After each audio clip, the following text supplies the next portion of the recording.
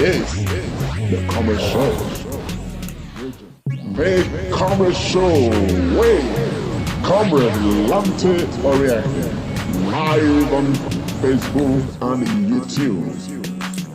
Like us, follow us, and be the first to know.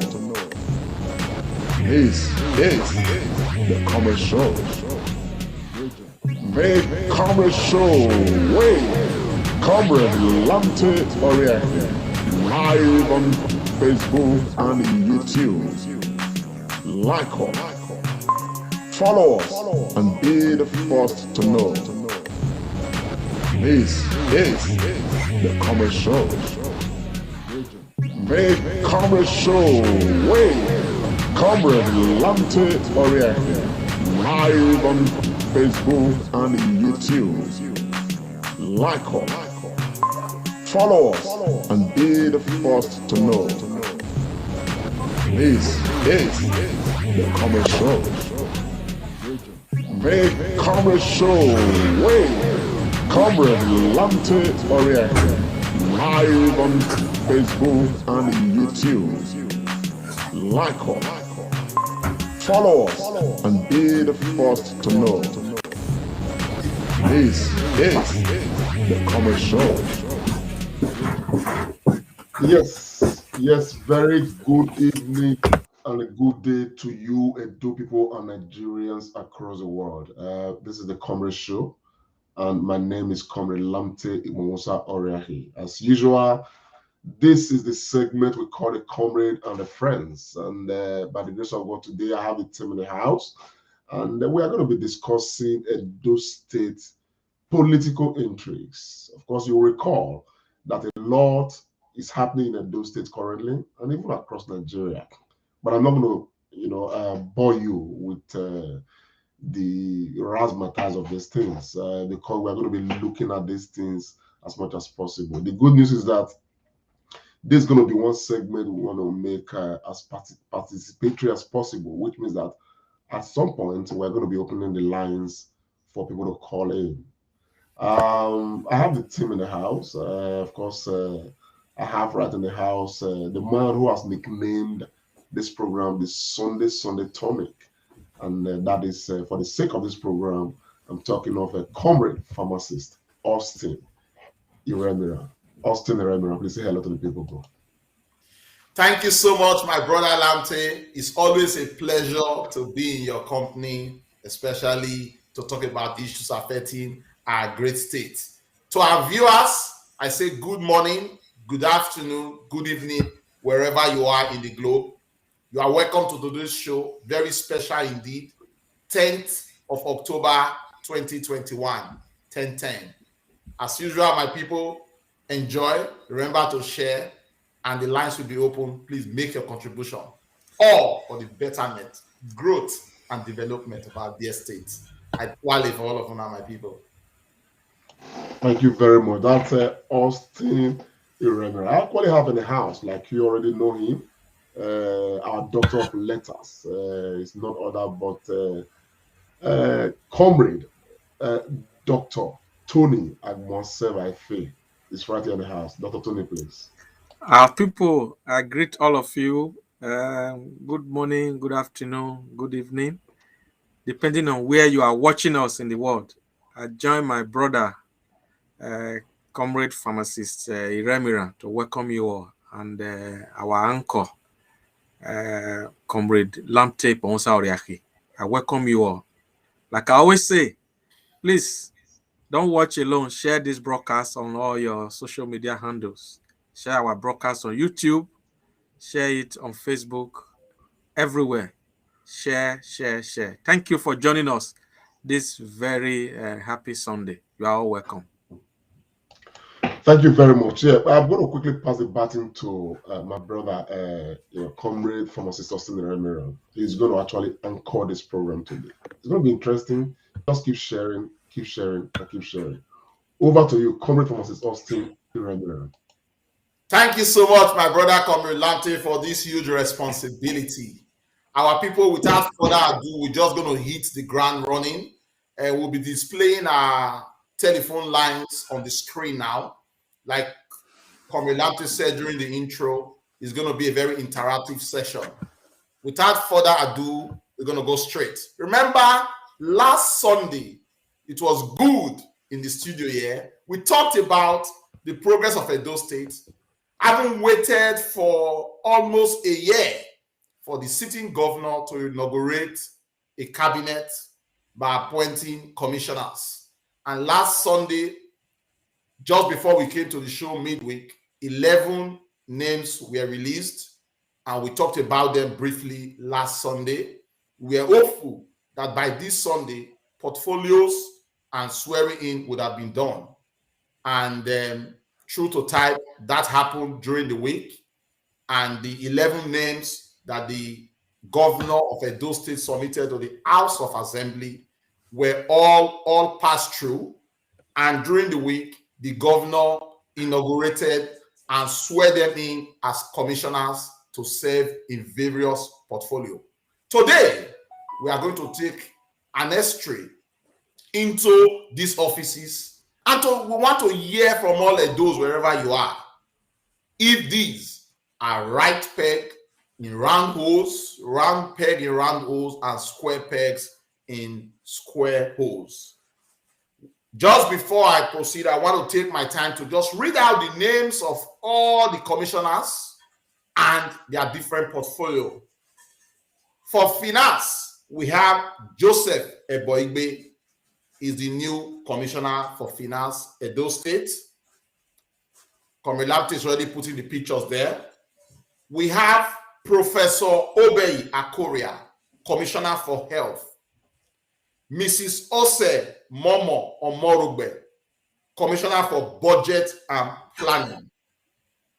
Dr. Joan Osa of Yahweh, commissioner for education. I think she was the former executive director of SUBEB. We have Isoke Omo, physical planning and urban development. Mr. Moses Agbuko, with midwife, water resources ministry. Ethan Uzamere has been given a big one, commissioner for mining, gas, and oil. We have Maria Edeko as commissioner, social development and gender. You agree with me that the world is moving fast and gender issues is fast becoming a big issue to talk about. And we have Mr. Monday Osaibovo, commissioner for local government. That's very, very interesting because local government, you know, is the fulcrum of our modern day democracy. A functional local government certainly is good for every state. We have the commissioner for communications and orientation, Barrister Andrew Emata. You agree with me that this guy was on the forefront during the campaign, going from one media houses to the other to talk about the elections, which led to the subsequent election of Governor Obaseki. So Andrew Ewanta has got a very big job and a big task in his hands. Communication is a big issue. He needs to hit the ground running. And we have, last but not the least, Oluwole Iyamu, SAN, is the Attorney General and Commissioner for Justice. We believe that in the course of the week, there might be more appointments. Remember, we only have 11. So today, the Comrade Show is throwing this open, calling on those. Let us look at these people, look at their office, and try to direct them in the right path because we all want everything good for Edo State. So while we are waiting for the calls to come in, I'll go straight to Comrade Dr. Tony Agbons. Last week, we gave a good discussion about this. We congratulated the governor for putting gender into it. Out of 11 commissioners, 5 are women. That makes it 45%. And in less than a week, they've all been sworn in. I am buzzing. Tony, what do you have to say? Thank you very much, my brother, pharmacist Austin Iremira, for the great foundation you have laid for this discussion. Well done. I think when this list came out last week, there were a lot of reactions, and for many people, nerves were calm, expectations were very high, and I think we did project on this platform that we are sure that before we come today, these commissioners would have been inaugurated. And I must give kudos to the Edo State House of Assembly for this expeditious, taking that quick look at this list, and then the governor immediately swung into action and swore them in. Looking at the names, some of the names are a bit known to some of us, but some people may not know some of them. I believe that these commissioners, they are good to go. And some people did phone me during the week. I'm like, which one be communication and orientation? People are used to hearing commissioner for information and all that. I said, look, the world is moving. So you don't really hear people, being in charge of information and all that again. I said, it's the same thing. So for me, it's a great start. The list is very tight, and nobody on that list is a pushover. And I believe very, very strongly that these people, they are going to work with His Excellency, the governor, the deputy governor, and SSG, and all others who are in the engine of governance in Edo State to move our state forward. And I want to say this. I think Lamte there's that very good Benin parable he made last week, where Lamte, if you can help me with that parable. That parable was very, very apt. I keep forgetting it. So which one is that?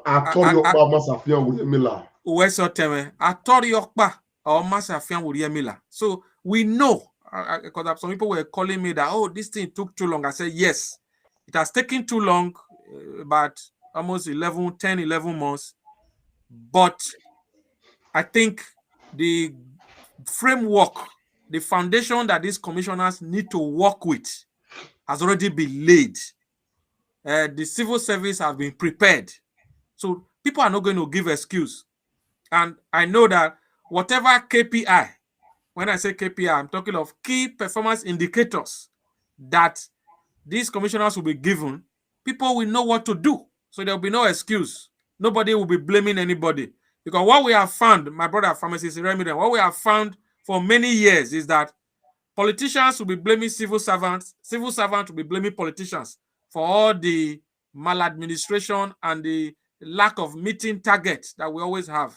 So, but I don't think nobody's going to take any excuse now, because every framework, everybody know what he's supposed to do. And I believe, like you have said, pharmacist Remiran, that these people, they are going to hit the ground running. So I also join you to tell our audience all over the world, viewers and followers of the Comrade Show, our numbers have been stamped on the screen. Pick your phone and call directly, and then let us hear your expectations, your and whatever you wish to tell this new henchmen that have been inaugurated this week. That is my little contribution for now. Thank you, my brother. Thank you so much, Dr. Tony Agbons, for that wonderful input. Just to summarize what my brother has said, he thinks the people there are watertight, they would deliver, and they should hit the ground running. My viewers, all our listeners, we don't want to talk so much on this show today. We want you to say a thing or two. It's your moment. Let's talk about these appointees. Let's begin to give them assignments, even though we know they have their assignment cut out for them. We want them to deliver Edo State to that mega place that Gio and his team and many Edos across the world bought that idea. We want to see it come to reality. Our numbers are there. Please try and call. My brother, Comrade Lamte, You are the man of the people, and I dare to beg that word again. You are the man on the street because you are the voice of the people on the street. I just want to ask you, what are they telling you and what are you hearing? How do you see the list, my brother? First, I want to thank you, bro, for for the opportunity. To be very honest, I want to say, it is a nice thing that the governor eventually has done this. Okay, the governor will not receive a pat in the back for doing this because it's what he ought to do, and of course, it has taken quite some time. And like Dr. Tony, alluded to, that the time that's taken has equally helped the governor to prepare ground for the smooth running of the cabinet and all of that, which means that the list we are seeing right now, these people who have had this opportunity to serve the state government, they have no time to waste. They should hit the ground running immediately. There is no time for too many congratulatory messages. There's so much work to be done. Another good thing about it is that everybody calling on, Governor Obaseki for agriculture, Governor Obaseki for mining, Governor Obaseki for local government affairs, Governor Obaseki for education, Governor Obaseki for sports. With this list coming out, it means that Edo people know where to channel their questions, their complaints, their observations, their whatever. You understand?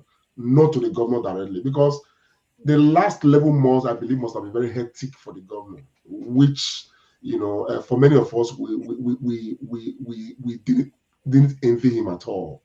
You understand what I'm saying? So, but now that this list is out, and we expect that in the coming days or weeks, the entire cabinet, will be rolled out in full and all of that. Then Edo people right now, we hear a self-relief, know exactly where to channel their issues and all of that, the respective departments to do that.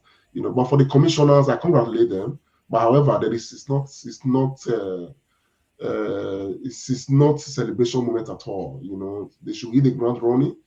Communication is one aspect of this administration that people have talked about, quite much. That aspect need to, be up and doing, now. Because again, because Edo people somehow, I've not been hearing much, you understand, from government about what government is doing, what government plans to do, what government has done. People that we may characterize as opposition to the government, they've, key into that vacuum to start providing, some very wrong information about government. And when they do, other people will just pick it hook, line, and sinker and begin to run with it. And so what you hear is a dwindling popularity of the governor of Edo State. Now, if the average Edo man, particularly those in the diaspora, get to understand and know how much this governor has done, then they will not be in a very proper shape to really assess, and of course, give credit where credit is due, and of course, call the government to order where they need to call the government to order. But now it looks like the entire state is overwhelmed with Obaseki is not doing well. Obaseki is not doing well. The reason why that is happening is because the voice of those against Obaseki, they are more than the voice of Obaseki in government. So which means that now that we have the commissioner of communication and equally have a say on the communication all over in place, they should now tap into every structure necessary to ensure that that department, we're not telling them to come and tell us lies, give us a clear picture of what the government is doing so that people can have proper assessment of what the state government is actually doing and not what rumor mongers are saying.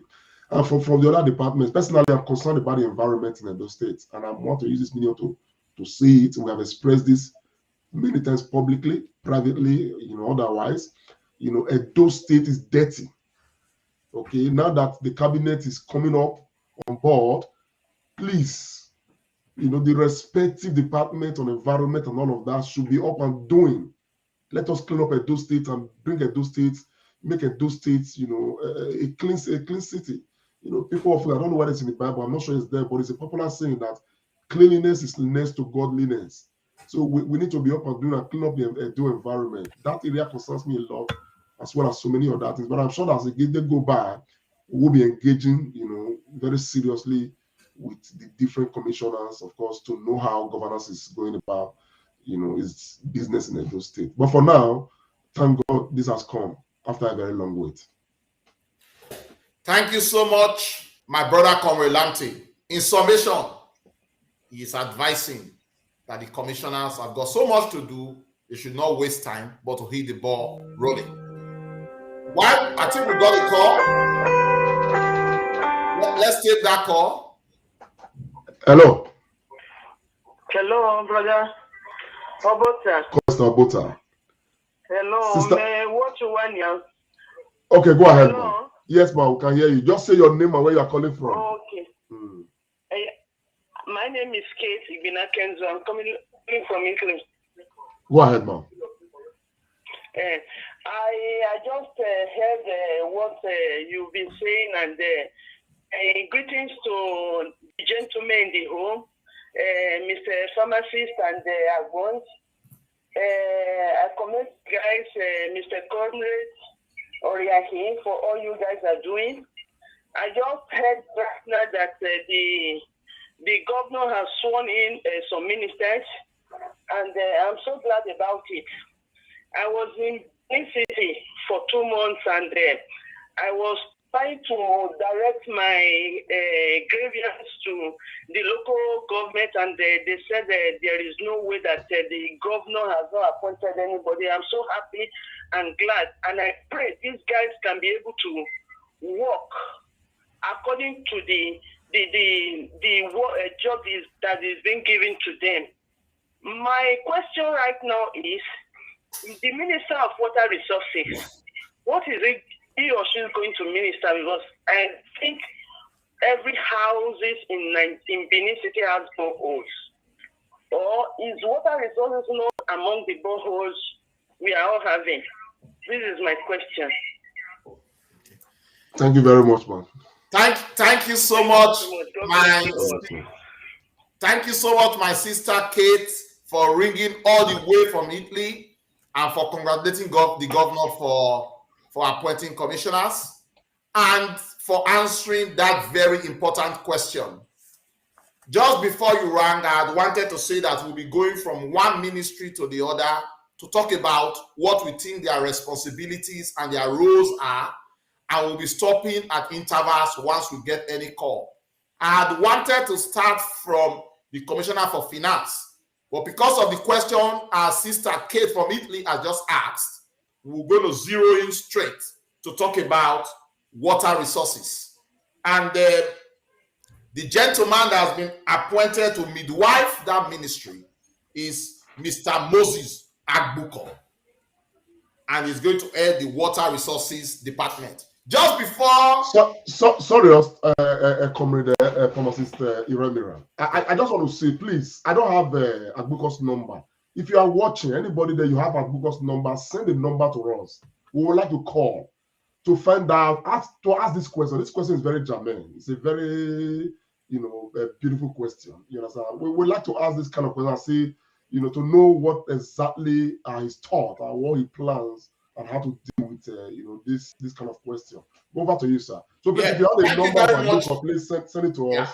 Thank you very much. Just to reiterate what Comrade has said, not only Agbuko's number, if you are watching us and you have the numbers of these commissioners, please send them so that we can call them to hear a word or two.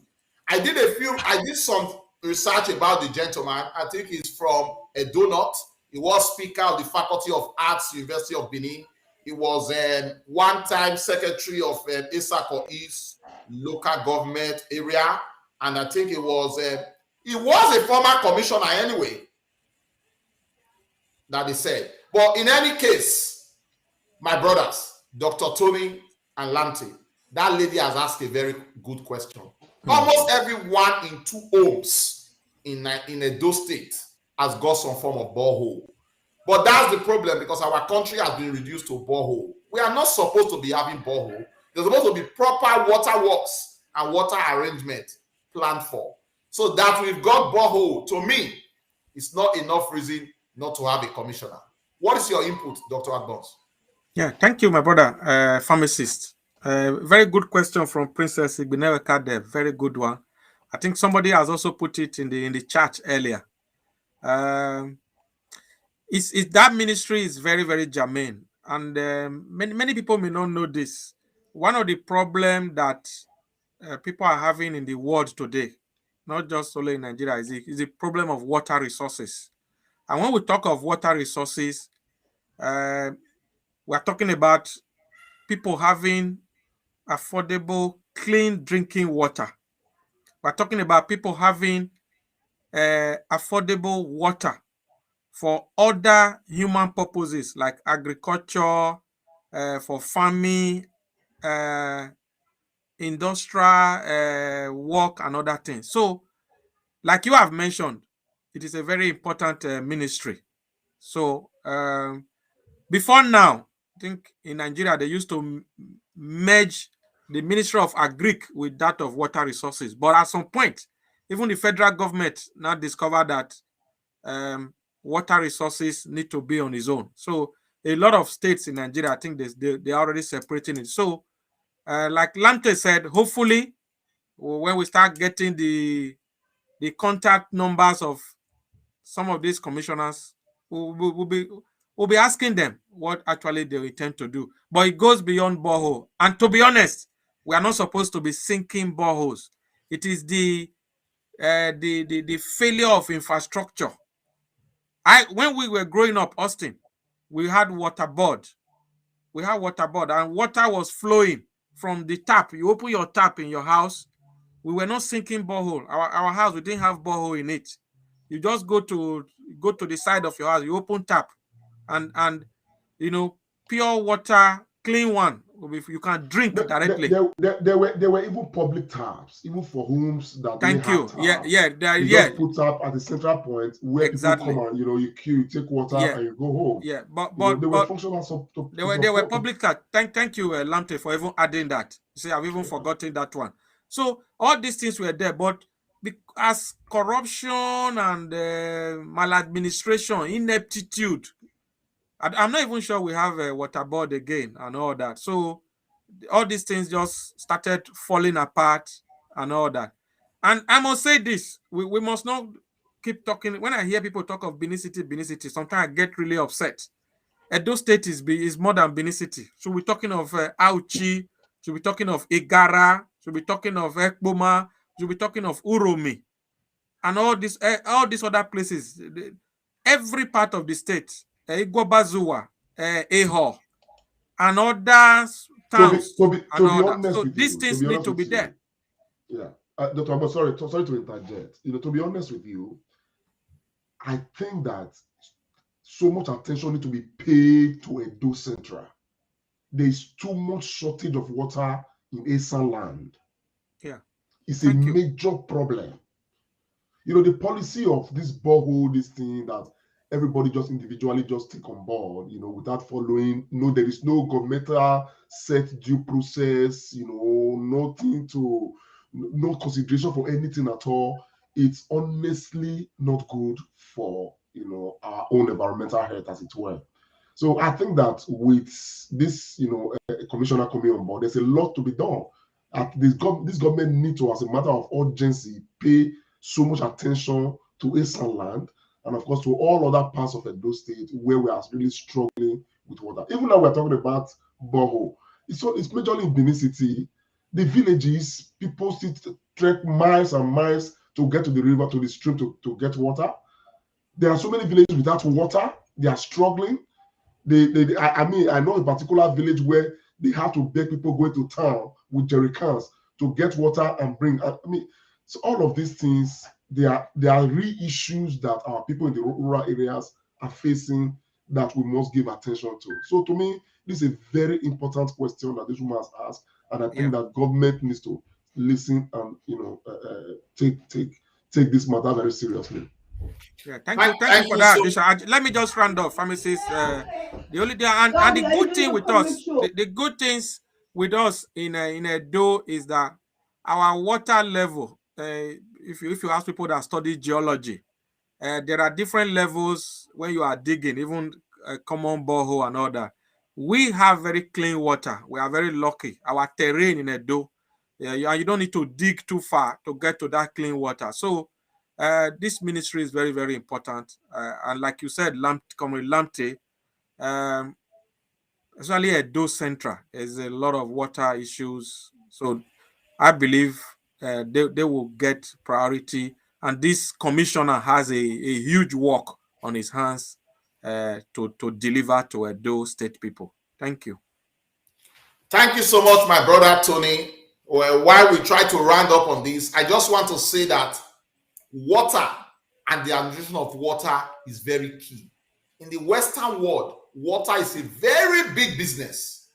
And if Edo State government can harness this and make it affordable and available, we will be taking our economic situation to another level. Moses Agbuko, our new commissioner for water resources, if you are listening, Edo State people are saying they want a clear cut. No more borehole, but a proper redirection on how water and its resources should be managed clearly.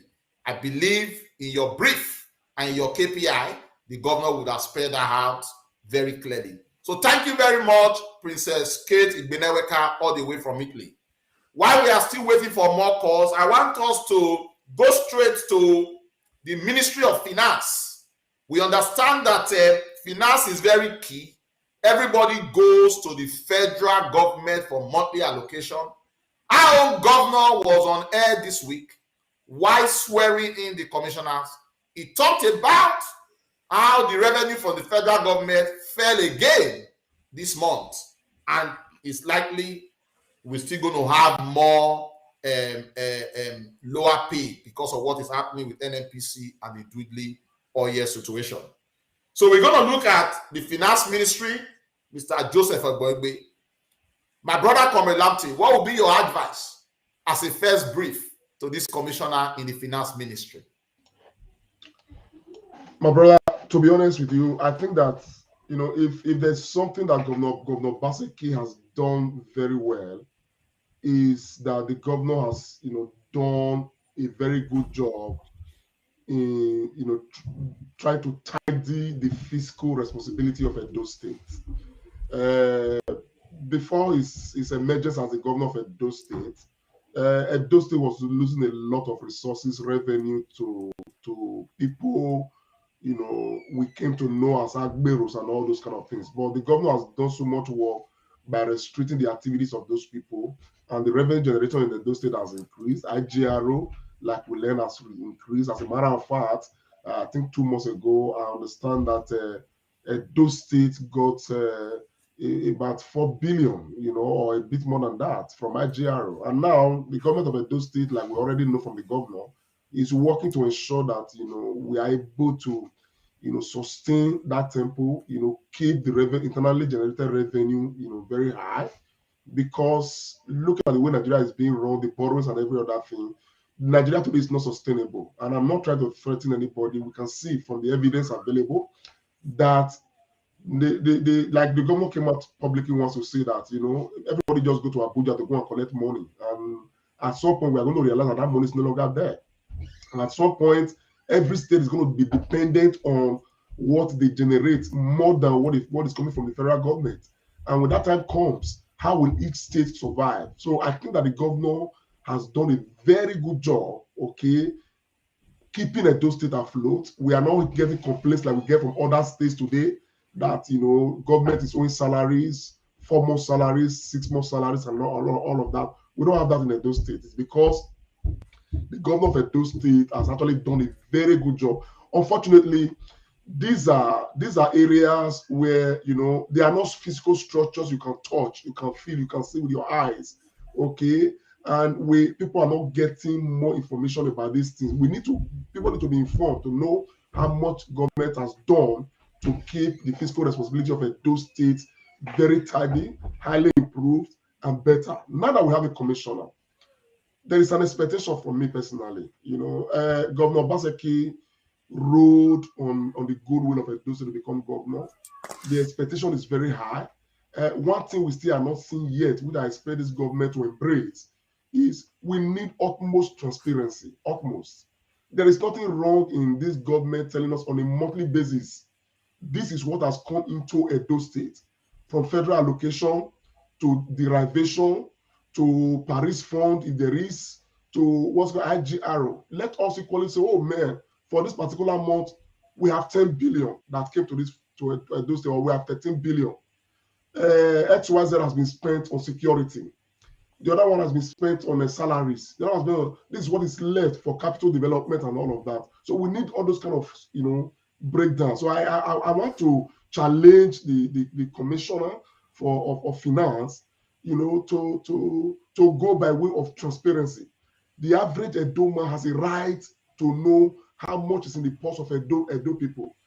We have not been seeing that before, but this government can start it as a proper foundation, to lay proper trust between government and those governed and all of that. I think that will help a lot to instill even more confidence, in the government that we have, and create a better political culture wherein people can equally truly participate to say, look, Your Excellency, we can advise that having these resources available, we can channel some energy to this for the betterment of the Edo people. For now, we are not getting adequate information about what is coming in and what is going out. I think Edo people would love that to happen.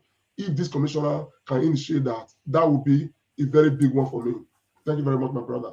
Thank you so much, Comrade Lamte, for that input. I just want to, it's always good to take glory when you have the glory. Loretta has just said that I pointed out that Edo State is not just Benin City. I like that, but that credit goes to Dr. Tony Agbons. He actually mentioned it just to put that into perspective. It's like we have a caller. Can we take that? I think we've lost the call. Oh, thank you. So just to continue on that trajectory, Comrade Lamte, you have said it very well. I think Governor Baseki has already started doing that. He has informed me 2 months now of the revenue that he has got, and I've written those revenue in the archive, which I will hold against him. And I think if the governor is already doing that, I think the commissioner should follow in that suit. Let's take that call. Hello.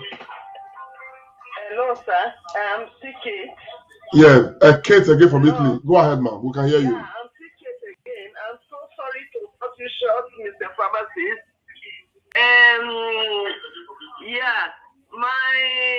Because I told you guys earlier, I went to Benin City for 2 months, and I was able to relate with the market women. And what I observed was that when you go to buy a cement right now, they will not give you a receipt. How can the government get their income from those selling? And the control price, someone will be selling 300, while the other one will be selling 400, 200. I mean, a control price has to be fixed. And the government has to ensure that there is a way income, issuing receipts, because I want to contribute to the benefit of Edo State, to make it a better place. And I was creating an awareness in my area about not throwing all these refuse holes in the potholes everywhere, the marketplace. I mean, all these things with the Ministry of Environment has to be told and ensured that maybe each audio we hear might ask the people in the area to contribute and buy a dustbin where they can throw in plastics, and all these things can be recycled for the benefit of Edo State. I mean, I am just so sorry to cut you guys short, and I have to come in. I want the government to see into this very situation, because people are being taken Edo State for granted. How can one go and buy a bag of meat, 10 bags, and they don't issue a receipt? I mean, how is the government going to get their own income out of it? I think this is very important. Likewise, other foodstuffs. I mean, thank you so much for listening to me. God bless you all. Thank you very much, madam. I think she's talking about value-added tax. Yeah, yes. My sister Kate, even if you ring 20 times, we'll pick your call. Your contribution is absolutely important. And thank you very much for taking time to call. Please endeavor to be a regular caller so that you can air you can let us know what you think. And I think what you've raised is very important. That might be an issue for another day. I don't know if the state has got all the powers, if they've not devalued a lot of stuff to them in terms of restructuring, to have receipts and all that stuff. But that's a point that we note, because we need to get all the revenues we can. If our state is to move forward, yourself, myself, Tony, Lamptey, all of us must contribute by way of taxes. Thank you so much, Princess Kate Igbeneweka, for that. We were still talking about the issue of the finance ministry. I just want to inform our viewers as well, Mr. Joseph Agbegbe is not new to the ministry. He was commissioner appointed January 2019 until November 2020 when the cabinet was dissolved. I think he's a consummate banker and he's got loads of experience. So Mr. Agbegbe, our commissioner, if you are listening, we want you to hit the ground running. Regular information as per revenues is very important and germane. My brother Tony Agbons, you haven't said a word or two about the finance ministry that we are talking about now. Can we get your inputs? Yeah, I think, Comrade already said some things I wanted to say. So, but the only thing I want to add is one of the areas that this current governor have had enemies in Edo State is the blockage of loopholes where non-state actors, people who are not in political appointment, but they are just members of political party, where they want to always, let's take Yawak Begai, where you bring it, let us share it and all that. So I think the commissioner will need to continue on that trajectory. Yes. The blockage of loopholes. Because to be honest, I tell people, and this thing I'm going to say now, some people may not like me for it. Nigeria is not even as rich as most people think. The budget of Nigeria is not even up to what some fintech companies the revenue they get. So, but it's just because of the waste and the corruption everywhere. So that's why everybody is just like doing whatever they like. So, like what Princess Igbeneweka said just now when she visited, a lot of our people don't pay taxes. This week, there was a federal government paper that came out. This is federal level, that Nigeria, a population of over 200 million, only about 40 million people pay tax. So yes. Nigeria is, and countries where people don't pay tax, such countries are always very poor. There is poor infrastructure, there is poor governance, although there are other issues relating to this. So when it comes to tax, I know that those state government in the last 4 or 5 years have tried to introduce technology, because this is one of the areas the governor had problems in his former political party, because some people fear that once you win election, one of the first area where government will settle you, they will allow you to be collecting money from drivers. They will allow you to be collecting money from revenue. Thank you. Revenue yes. From market women. Dr. Agbo, sorry, sir. And we are on air and we are live. Please, if you are there, share this broadcast. Okay. Even as tidy as the governor has done, trying to make this happen, there are still some elements in the system that are in control of revenue across the states.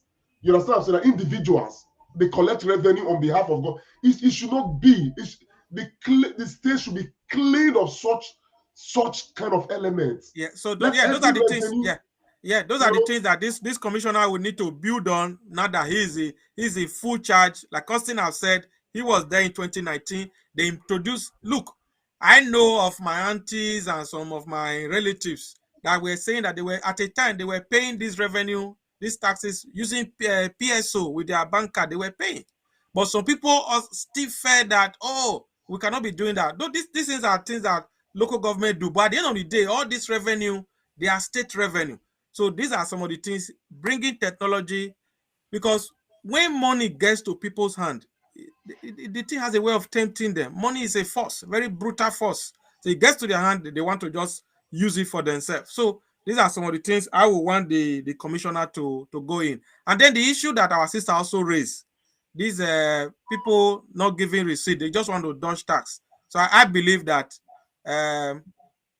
in consonance with the Edo State, what's it called, revenue, forgotten the name of this agency now, Internal Revenue Generation Agency, they'll be able to tackle this area so that government can also get their taxes. All hands needs to be on deck. And then in terms of, although I'm going away from finance now, in terms of, you know, the physical environment of Edo State, everybody, we all need to know that we cannot keep our place dirty. Everybody have, you know, a role to play in all these things. But for the finance commissioner, I think his work is very well cut out. There are a lot of non-state actors who feel that the money that drivers and market women they pay as revenue, that it belongs to them. This should not be so. Thank you so much, Dr. Tony Agbons. My brother, Mr. Henry O, you've asked if we are reading comments. I want to assure you that we do. If you cannot call, you can put your comments there. We would always read it. You've just said that in that case, government should introduce database to ensure tax collection. I think they are already doing that. My people, this is very important to all of us at those. Phone numbers are being displayed. Please pick up the phone. Tell us a thing or two that will help to make these commissioners work very well and make Edo State a better place. Without wasting time, we are going to go to the Ministry of Budget and Planning. I think it fits in while we are talking about finance. And that office is manned by Mrs. Ose Momo Omorogbe. I have also checked. She was executive chair of Edo Development and Property. No, I think that's for. She was former commissioner for budget and economic planning as well. So I think she's not new. She really knows what to do. Budget and planning is very important for the development of a family, a small clan, a village, not to talk of a state and a nation. Like it is said, if you don't plan, you plan to fail. Especially in this period where finances are very tight and the things to do are really enormous. I think Ms. Ose Momo, as part of her brief, needs to take budgeting and planning very well, especially given what has happened to our state. She's not a new hand. We expect more to be done. Comrade Lanti, what would be your advice to Momo Omorogbe concerning budget and planning as it relates to our dear state? My people, remember the lines are being displayed. Please call to make your input. Comrade. No, to be very honest, I think it's all still tied down to the issue of, you know, there's a thin line between, you know, finance and budget and planning. But the Ministry of Budget and Planning is very important for a few reasons. One, of course, we expect the governor to submit the budget for next year any moment. But this he wouldn't have been able to do without his commissioners, because each ministry will need to be present to defend, you know, their ministry's budget and stuff like that. And of course, the Ministry of Budget and Planning is going to help to, you know, facilitate all of these processes. One, keep records of what the budget for every department, every ministry is, and of course ensure that you know, government follow through with what has been budgeted. You know, measure, you know, how, you know, the things are being executed and all of that, and of course keep government you know, up to date on all of these things. But again, it is equally very important duty, you know, for the Ministry of Budget and Planning, because to look at what the income is, and of course look at how the expenditure is going to go. Again, now we're talking about the issue of revenue generation. This is very key for the life of Edo State. because we don't know what the future of Nigeria is going to be like. You understand? It means that Edo State must be up and doing, to ensure that we up the revenue, generation in Edo State and all of that. So everything legitimate that government needs to do be done. For us to see how some images of people out there saying that they control one market, they control one park, and we shouldn't have that. Every revenue, okay, that the state revenue should go to the state, as it were. My sister raised the issue of receipts just now, and it is something that the government needs to equally give. I know we have touched on it, but the government needs to take it very seriously, so that for everything you buy, the receipt should be issued. The state generated receipts. You understand what I'm saying? Now, this is can only be done electronically and all of that, so that by the time everything is sorted, so every matter will just be so that way we can sustain. I don't know if you are aware, but we have it on good authority that even this last month when we passed, so federal allocation did not come complete to different states. Many states, as we speak right now, are going to be owing salaries, owing different things because federal government could not pay what they normally pay by way of allocation. So I think that this is where so for the Ministry of the Budget and Planning, I think what the commissioner needs to do is to work very strongly, with the commissioner for finance, to see how we can synergize what comes in, what goes out, and the arrangement for to create the necessary balance so that the state can remain afloat and focused. That will be my take. Thank you so much, Comrade Lamptey. Dr. Agbons, do you have a word or two for the Budget and Planning Ministry? I think Comrade have said it all because, to be honest, there should be a lot of synergy between the finance and then the budget and planning. And like we have stated on this platform today, a lot of these things, fiscal responsibility, financial planning and projection, most of these things are not things that people can touch, but they are things that we need to put on ground. So we need a lot of planning, what we are able to do in the life of this government, what they will not be able to do before this administration ends, and what the next one can do. All these things, I believe, the new commissioner should take on board. This commissioner too is not new to this area, but it needs to really work in collaboration with the finance ministry. Very, very important, because tidiness of financial spendings will go, especially in the presence of dwindling federal allocation.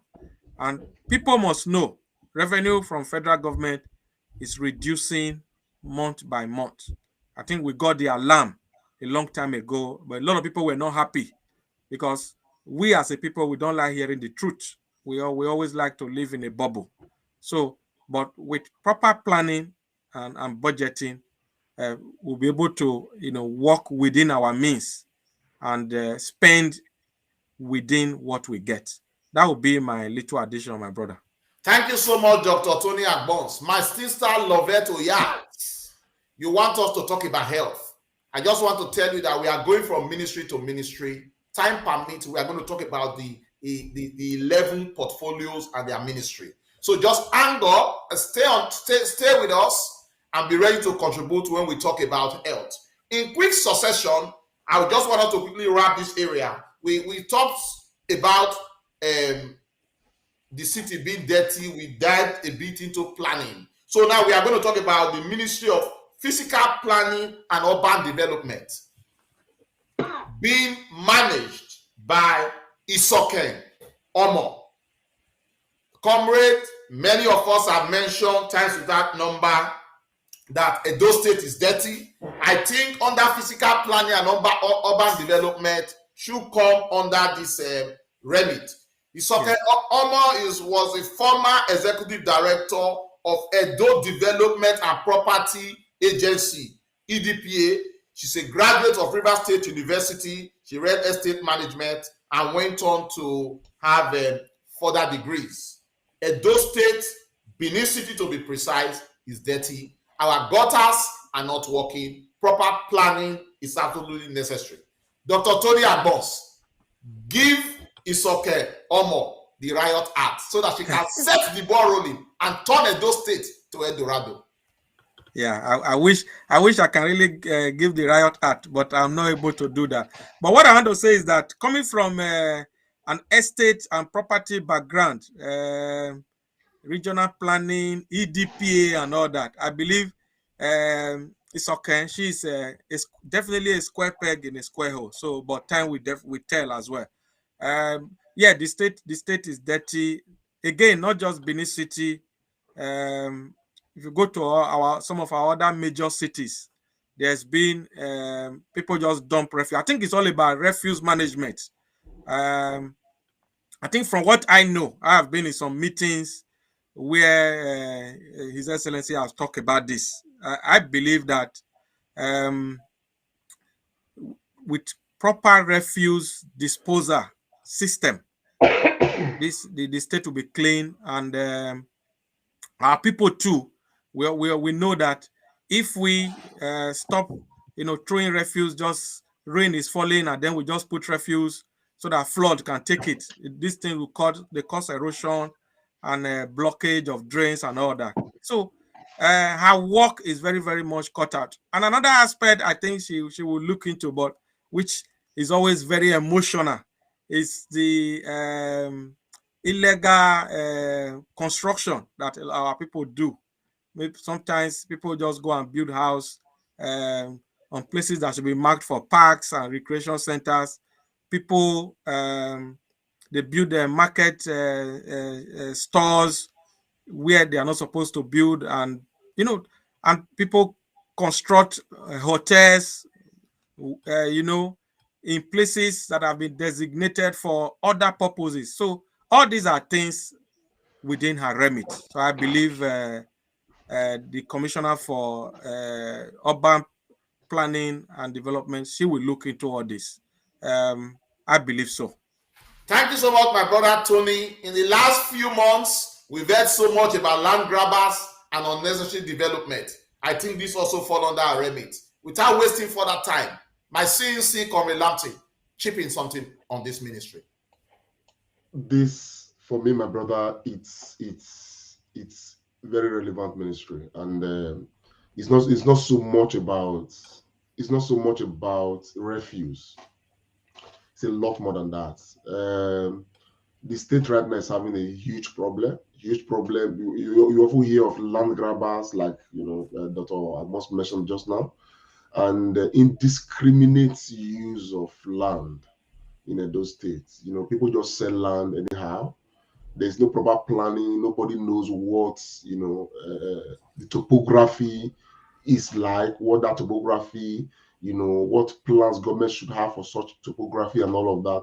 We do it. By the time we build some houses, eventually, there are some streets right now in Edo State that have been knocked out by erosion and all of that because houses were built in some other places where they ought not to build houses or site buildings and all of that. So Edo State need a comprehensive plan, very comprehensive. So I don't know how much this ministry or this commissioner can, how much this commissioner will be able to do, but we need a comprehensive planning for Edo State so that, and again, I think Edo State need to, have an enabling law to stop this indiscriminate sales of land. You hear people say, man, I am from Okoho village, I'm from this village. The youth just come together with one Ohe and all of that, and they just start selling land.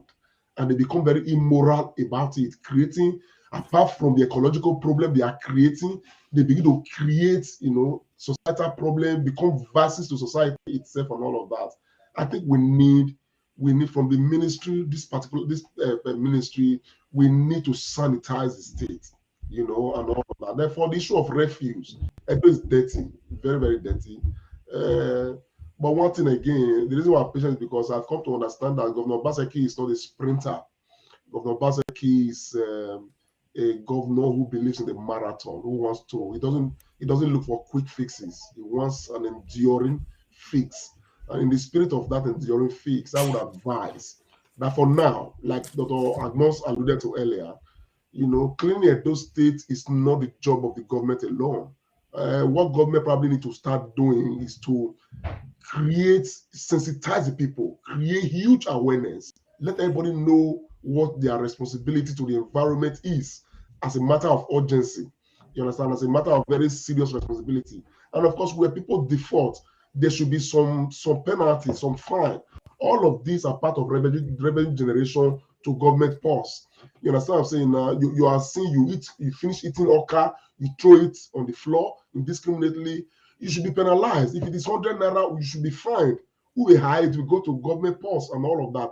All of that will bring some level of sanity to the state. But while we are doing that, there are few things that government can equally do. Government can begin to encourage, the private sector. Of course, Governor Obaseki, regularly talking about, private-public partnership. I don't know how they put the English and all of that. These are areas, even those in diaspora can come and invest into refuse bin. You understand what I'm saying now? And introduce it to the people, preach about it so that people will know that, oh, black bin is for organic waste. The other bin is for recyclables and this and that, and for things to be recycled. The other one is for this and all of that.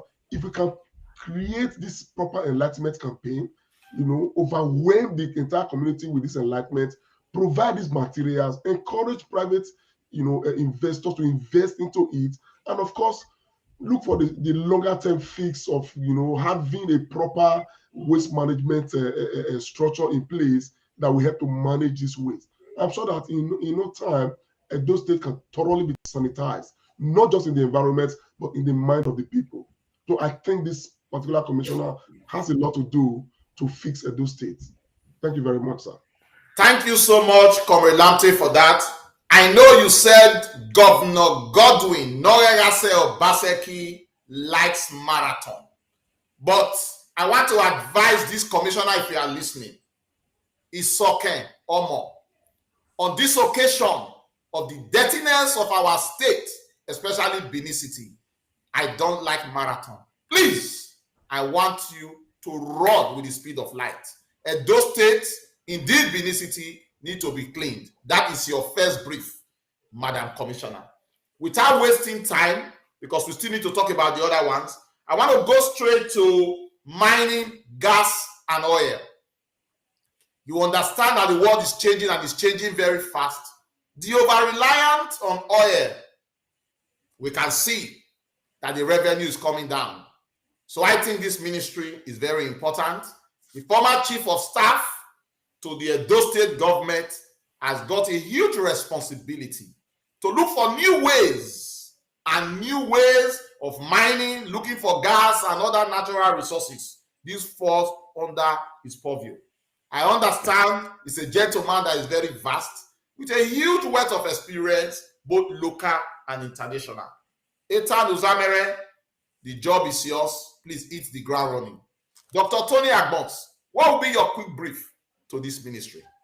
Yeah, I think for me, for Ethan Uzamere, very young, he's been there. He's been involved in a lot of strategic projects. But yeah, I think we got a call. Yes. Hello. Hello, good evening, sir. Yeah, can I be allowed to contribute here? Go ahead, sir. What's your name and where are you calling from? Chief Ezoba. Oh, Chief, go ahead, sir. My contribution is that I want our people to understand something. There are people who are enjoying immunity in Nigeria. A very big immunity across board. The civil servant, they are not really doing anything that they are paid for monthly. If they were to do their work and sustain the daily running of work in their ministry or where they are employed, the politician will later just check their book and see how much they've done. The politician, this civil servant seems to go with the politicians that when they are away, they just go into idle. Imagine we are talking about waste control in the 21st century, that a politician or a commissioner must be nominated before those things work. I think it's crazy. These guys are just ripping us off. You are hired to do a job, and you should do it for government, no matter who's in power. We shouldn't be waiting for a petition to tell people to clear the gutter or wait for people to know Their building plan is wrong. I think that is where these people are just enjoying immunity. You know, it's just like, I don't know, it's just like police now, not kickstarting until civil vigilante came on board. It's criminal. Even when they are on board, we are not even seeing them double up to say, okay, these people are really helping us and let them do their job respect. So people should be accountable, both on the civil service and the government, not only politicians. Thank you. Thank you so much, Chief Ezoba. What you brought out, what you identified is spot on. No information, no thief. People help the politicians to do the thief-free. Civil servants, be warned. Help make our state a great one. Back to Etan Uzamere, Dr. Tony Agbons. Yeah, just before that, I want to thank Chief Ezoba for that very valid contribution. And it's what I also said earlier before, that there has always been this blame game between the politicians and the civil servant. And if you remember, one of the town hall meetings, I think Governor Obaseki did make this assertion.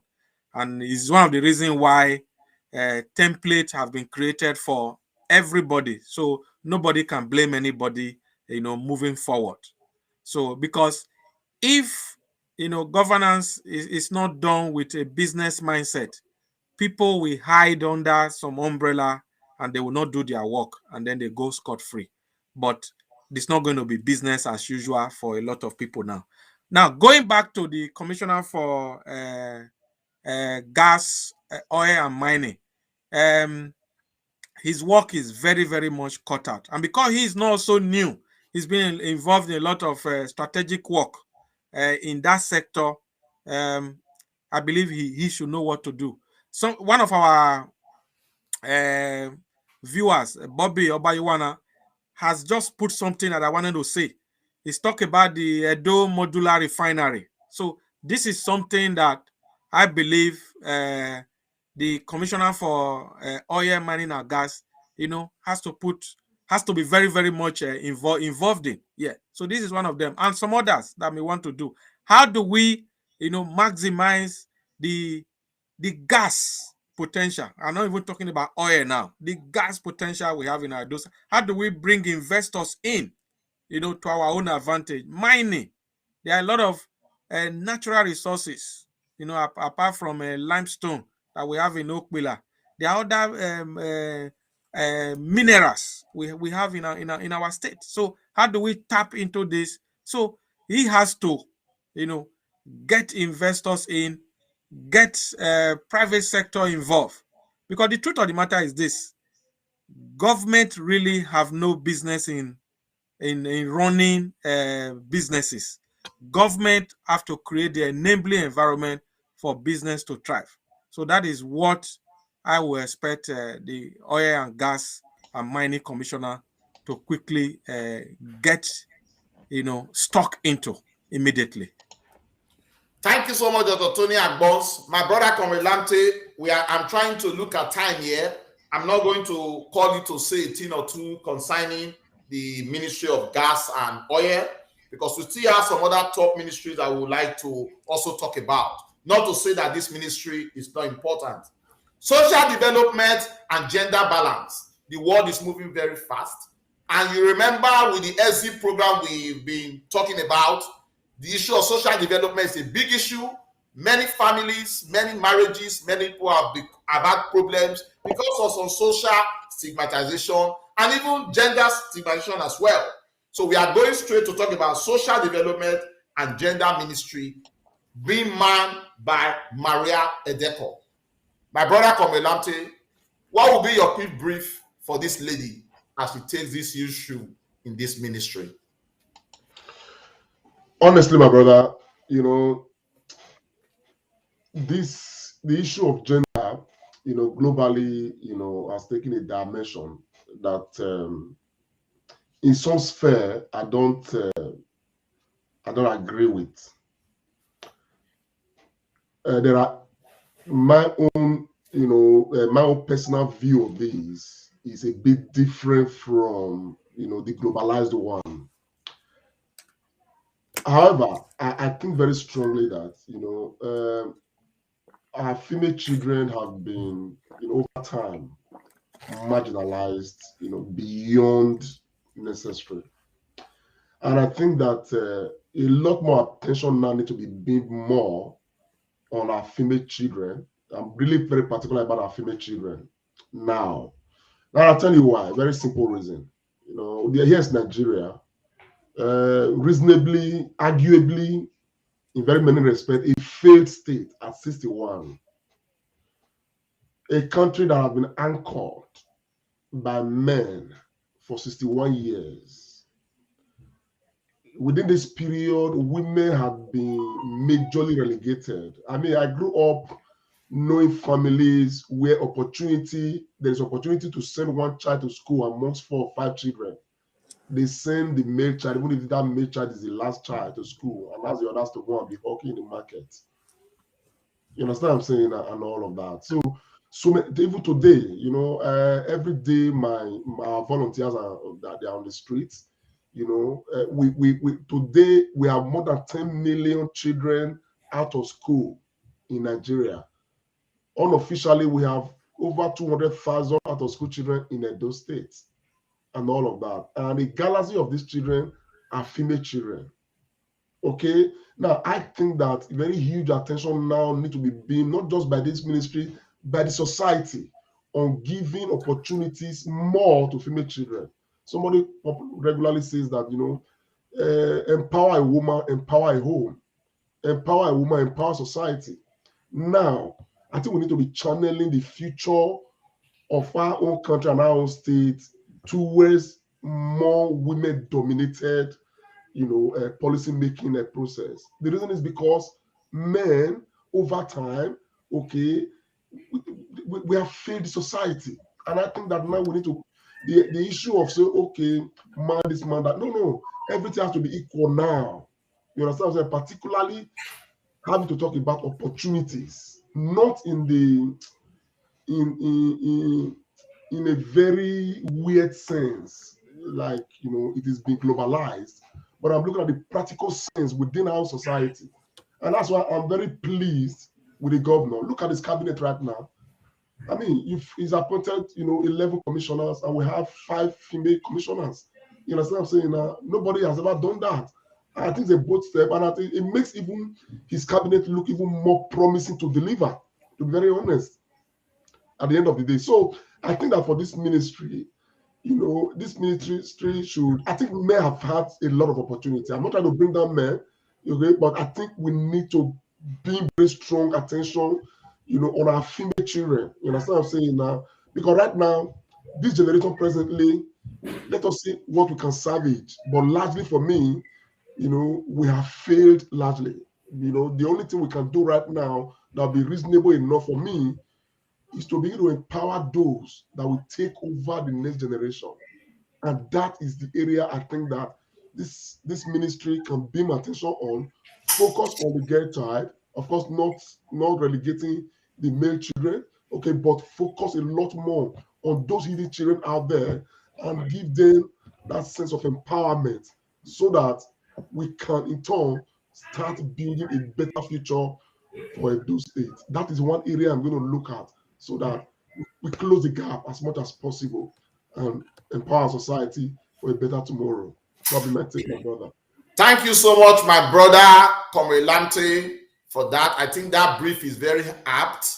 Mr. Bobby Obayuwana, you've been very active today. I can see your contribution there that you've said concerning social development and the gender issue. In all of this, I think there is something that underpins this. Education is very key. And I wouldn't be calling on my brother, Dr. Tony Agbons, to say anything on that ministry, but we're just going to go straight because education underpins everything about social development and then gender balance. Joe Osa of Yahweh was the former executive director of SUBEB.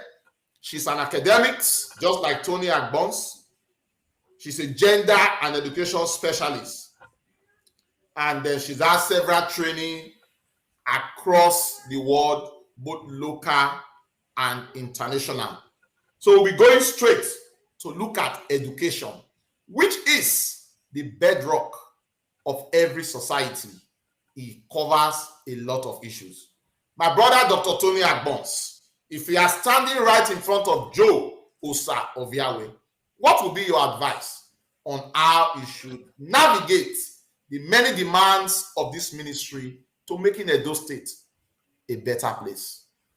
Yeah, thank you, my brother. I was really praying that you bring this question to me because this is my constituency, because I'm involved in education as well. This is one commissioner that really need to do a lot, and I believe that government have done a lot with Edo Best for primary school in the last 4 years or so, but there's been a lot of gaps for the secondary level, and I think the governor mentioned as well in one of the town hall meetings what his dream and what his administration wants to do with secondary education, just as has been done with primary education. So I want to say that for Joanne Osaoviawe, she has to really, work, assiduously to replicate what has been done with what has been done at the primary level of education, which is the foundation, at the secondary level. Because for some of us who have been doing some little research, there's a lot, quite a number of dilapidation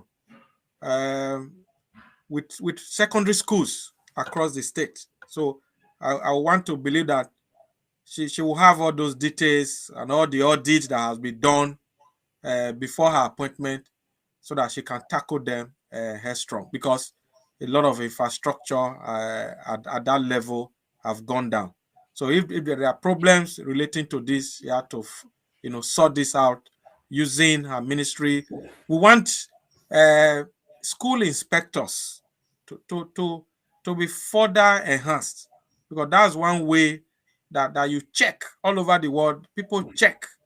Where there are no checks, there are no balances. There need to be checks and balance. So, because some reports we hear of neglect by teachers at that level, shouldn't be. There are a lot of secondary school teachers that are doing their work, but some of them are also handicapped because of poor infrastructure. So these are things that she really needs to. My name is Comrade work on. Lamte Oriahi, and I am calling you right now from the Comrade Show's table. We are live in the studio, and Edo people are listening right now. First, we want to congratulate you on your appointment as a commissioner. And we just thought that we should be one of the first few, broadcast network or platforms that will talk to you briefly about your appointment. Okay. Yes, ma'am. Yeah, we are just discussing your ministry right now, education and all of that. And so we just want to know for a start, man, what are we expecting from your ministry in Edo State? Okay, first, thank you for this call, even though it's taking me unawares. I'm actually in the middle of something, but I can talk to you for a few minutes. Thank you very much. I think that on June 28, 2021, a few months ago, His Excellency, when he launched Edo Best 2.0, he essentially informed the good people of Edo State what his vision for the education sector is going to be for this second term. And as you may be aware, in the last 3 years, we were focused on the Edo basic education sector transformation, Edo Best, which was primarily in the basic education subsector, because His Excellency had said at the time that if he had 100 naira, he would spend 40 naira on basic, because basic education is the foundation. Absolutely. So having done 3 years of basic education, cleaning up and transforming that subsector, it was imperative that the work be expanded to the rest of the education sector, because by the time the pupils graduate from primary 6, they have to go to JSS 1. And if JSS 1 is in shambles, it means that all the investment in the in lower basics would have gone to waste. So for us, what the people should expect from the Ministry of Education going forward is that the ministry is going to take seriously its main focus. The main focus of the ministry is to drive policy, is regulatory, to regulate both the public and private sectors in terms of education provision.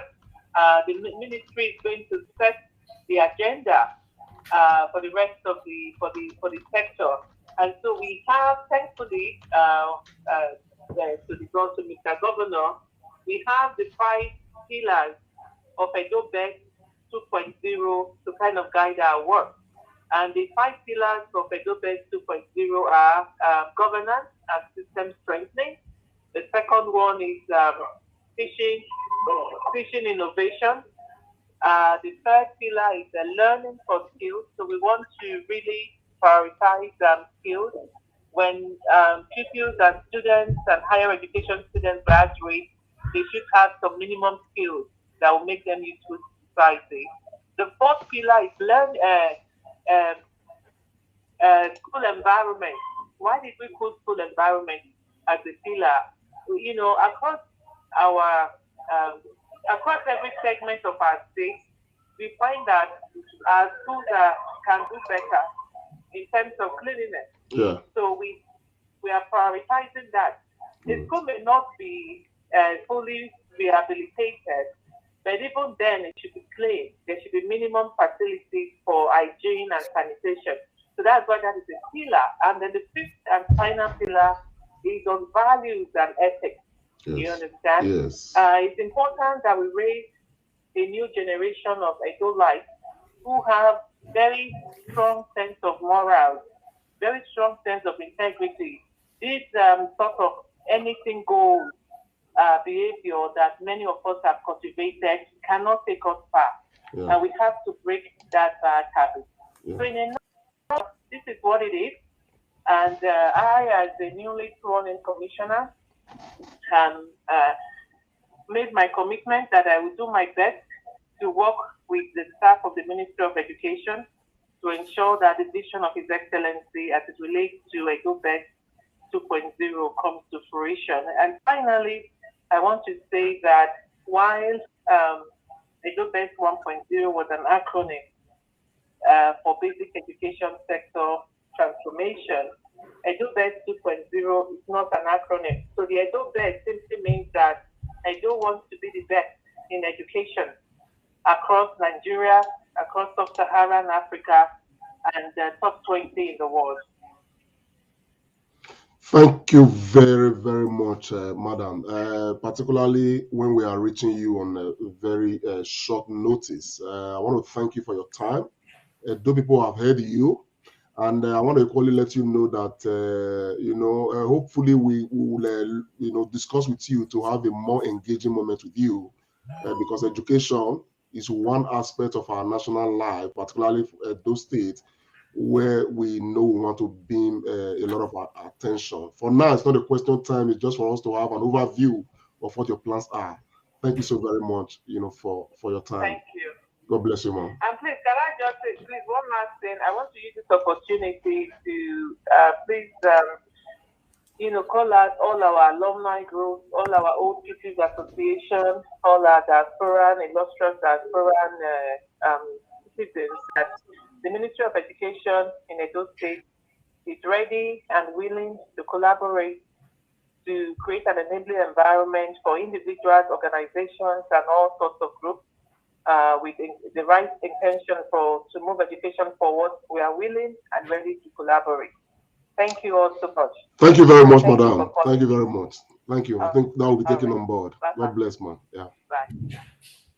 Yes. Yes. Over to you, sir. That was very, very apt.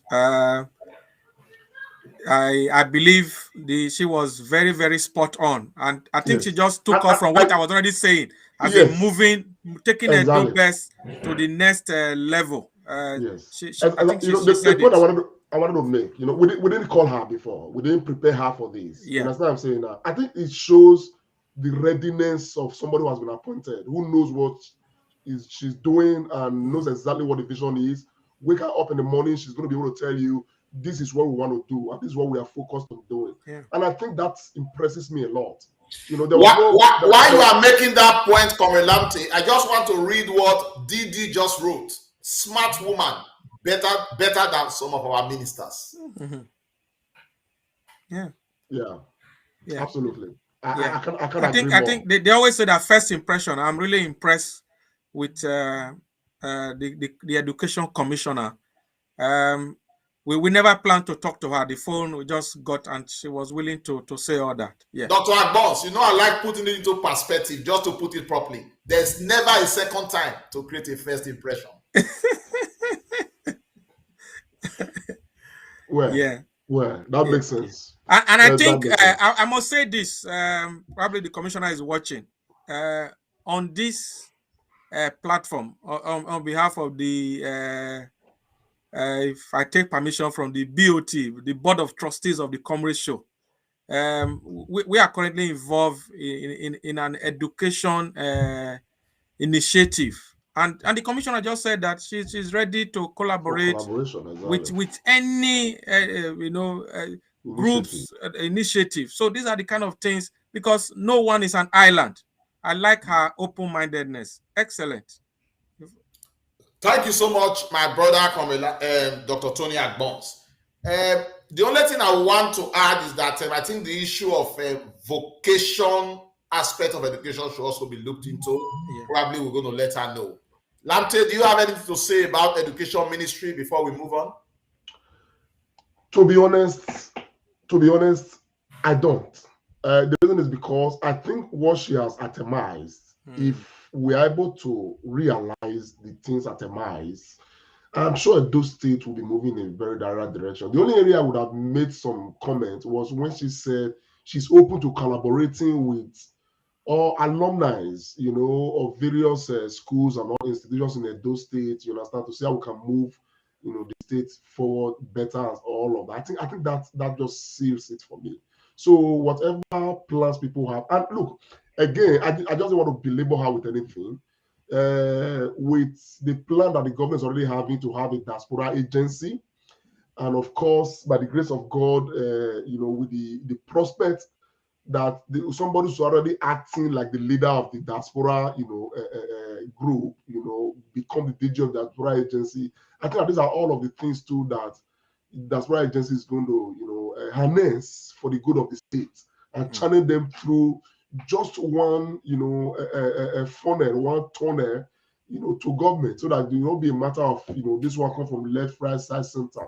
So with the diaspora agency on board, the various ministries in those states are on board. Believe you me, I think that and with the right leadership that we are expecting, I believe that those states is just going to hit the sky very soon. So to that extent, I think this woman, John Oviawe, is the right person to handle this, and I'm very hopeful. Thank you so much for that. I'm going to go in quick succession to another very big ministry. Our sister Lovette Oyak have been leaving lots of comments, and most of our questions borders on health. Health is very important. We need to be well to be able to do all the good things that you have. The governor need to be well too. The people need to be well too to carry on that. And that is the ministry currently headed by Professor Obey Akoria. She's a professor of geriatrics at the University of Benin Teaching Hospital. She is a proud alumni of the great University of Benin. So I dare say she's an omoto. And she has secured further training both locally and internationally. Great university.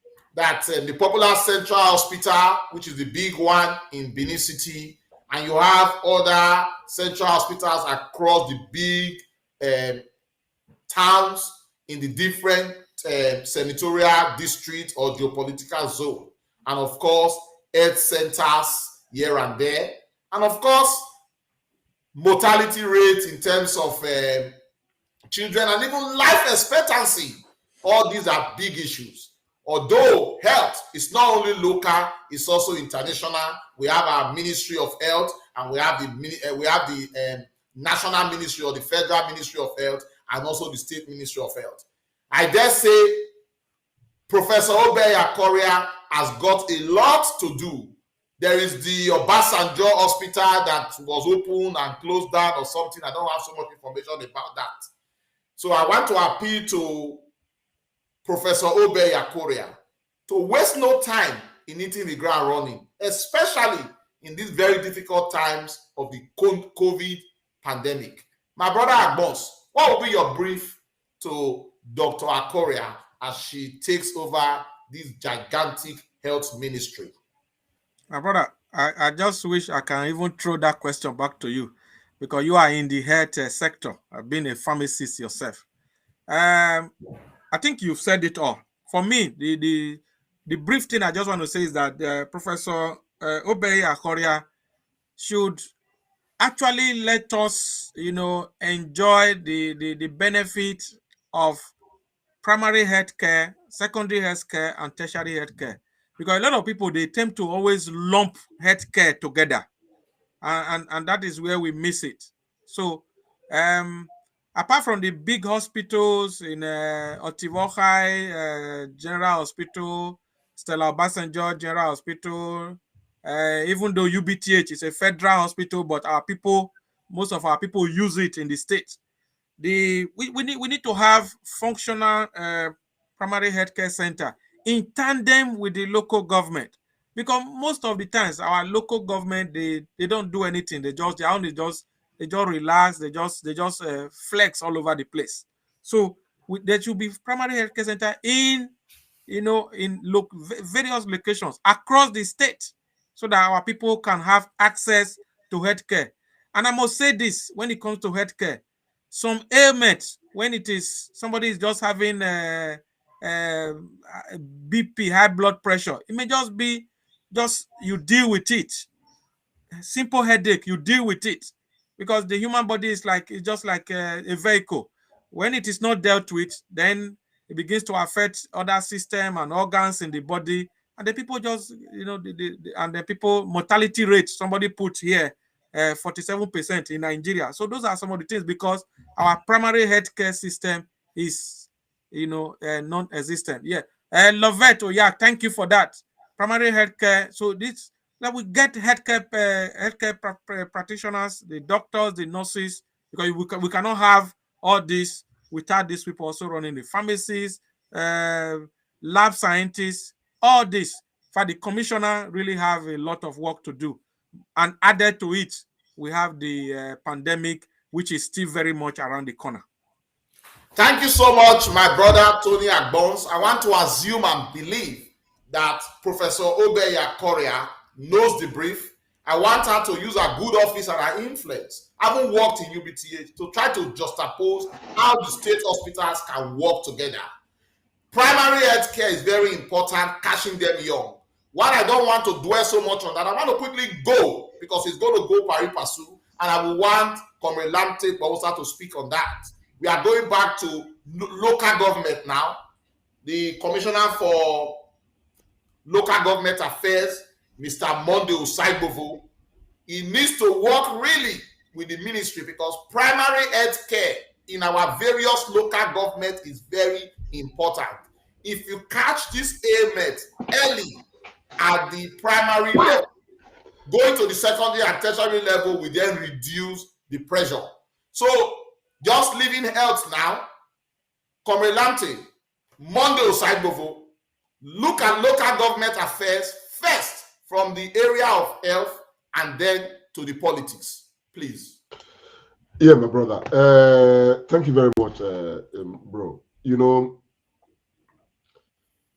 I want to, of course, remind the governor, when he was campaigning, he promised that those people that was going to provide at least 200, primary healthcare centers across the 198 wards, in those states. Now, how far that is going, we don't yet know holistically. And I think that just branching off a bit now to the communication department, do people want to know, how much of that has been done. Now, when the governor talked about, talked about providing, many healthcare centers across, one of the questions that professionals that I did speak to ask was, where are the people, the human beings to work in these healthcare centers? And of course, little wonder, why the governor has expedited action to ensure that some of our nursing facilities and schools are fixed so that we can start training and generating, manpower again, to service our healthcare sector. There is no guessing the fact that the healthcare sector in Edo State is grossly dilapidated, and the effort of this government may not even show off in this administration, because you build 200 health centers across. Where are the nurses to be working in the health this thing? Where are the health personnel to be working there? Where are the doctors that are going to be working in this place and all of that? So these are huge considerations, that needs to be dealt with structurally. So I would rather, say that to help now. One of the things that these commissioners need to do is to help the government ensure that a major structural part of this promise made to Edo people is met by this administration, so that if the dividend is going to start coming later, after this administration, we know that the process is already ongoing. And I give kudos to the governor. When we talk about the school of nursing, they started admission right now. You understand what I'm saying? I think this all huge credit to the governor, who understand that none of this is in isolation. They all have a way of being dependent on each other, as it were. So for the primary health care, it is very much needed. Okay, and we everything that the government needs to get it done. Okay, we from we as the people, we will do our best to support and all of that to ensure that, because you guys are in the health sector, somebody's having headache. You understand? Instead of going to probably to go and see, a health personnel close by, he wants to go to UBTH or go to Central Hospital. Before you know what is happening, the place is crowded. Somebody is there 3-4 hours, not getting attention, and yet this headache may just be seen by general, a practitioner, and with some few, medication here and there, the person doesn't need to stress him or herself, goes home and rest, and all of that. So we need a functional primary, healthcare infrastructure in Edo State. However, the Commissioner for Local Government Affairs, really, I don't know if this issue of health falls under his purview. I think, if my head is serving me right, I think his job really. It doesn't fall on his purview. No, his own is just local government affairs. Yeah, it has more to do with politics. Now you are aware that local government election is coming. You understand what I'm saying now? So his own role right now is to help government to facilitate the interaction between the local government and the legislative arm of the state, the House of Assembly, to set that ball, in motion. And of course, to equally look at how the local governments are governed. And of course, strengthen the relationship between the local government and the central authority, which is the state government.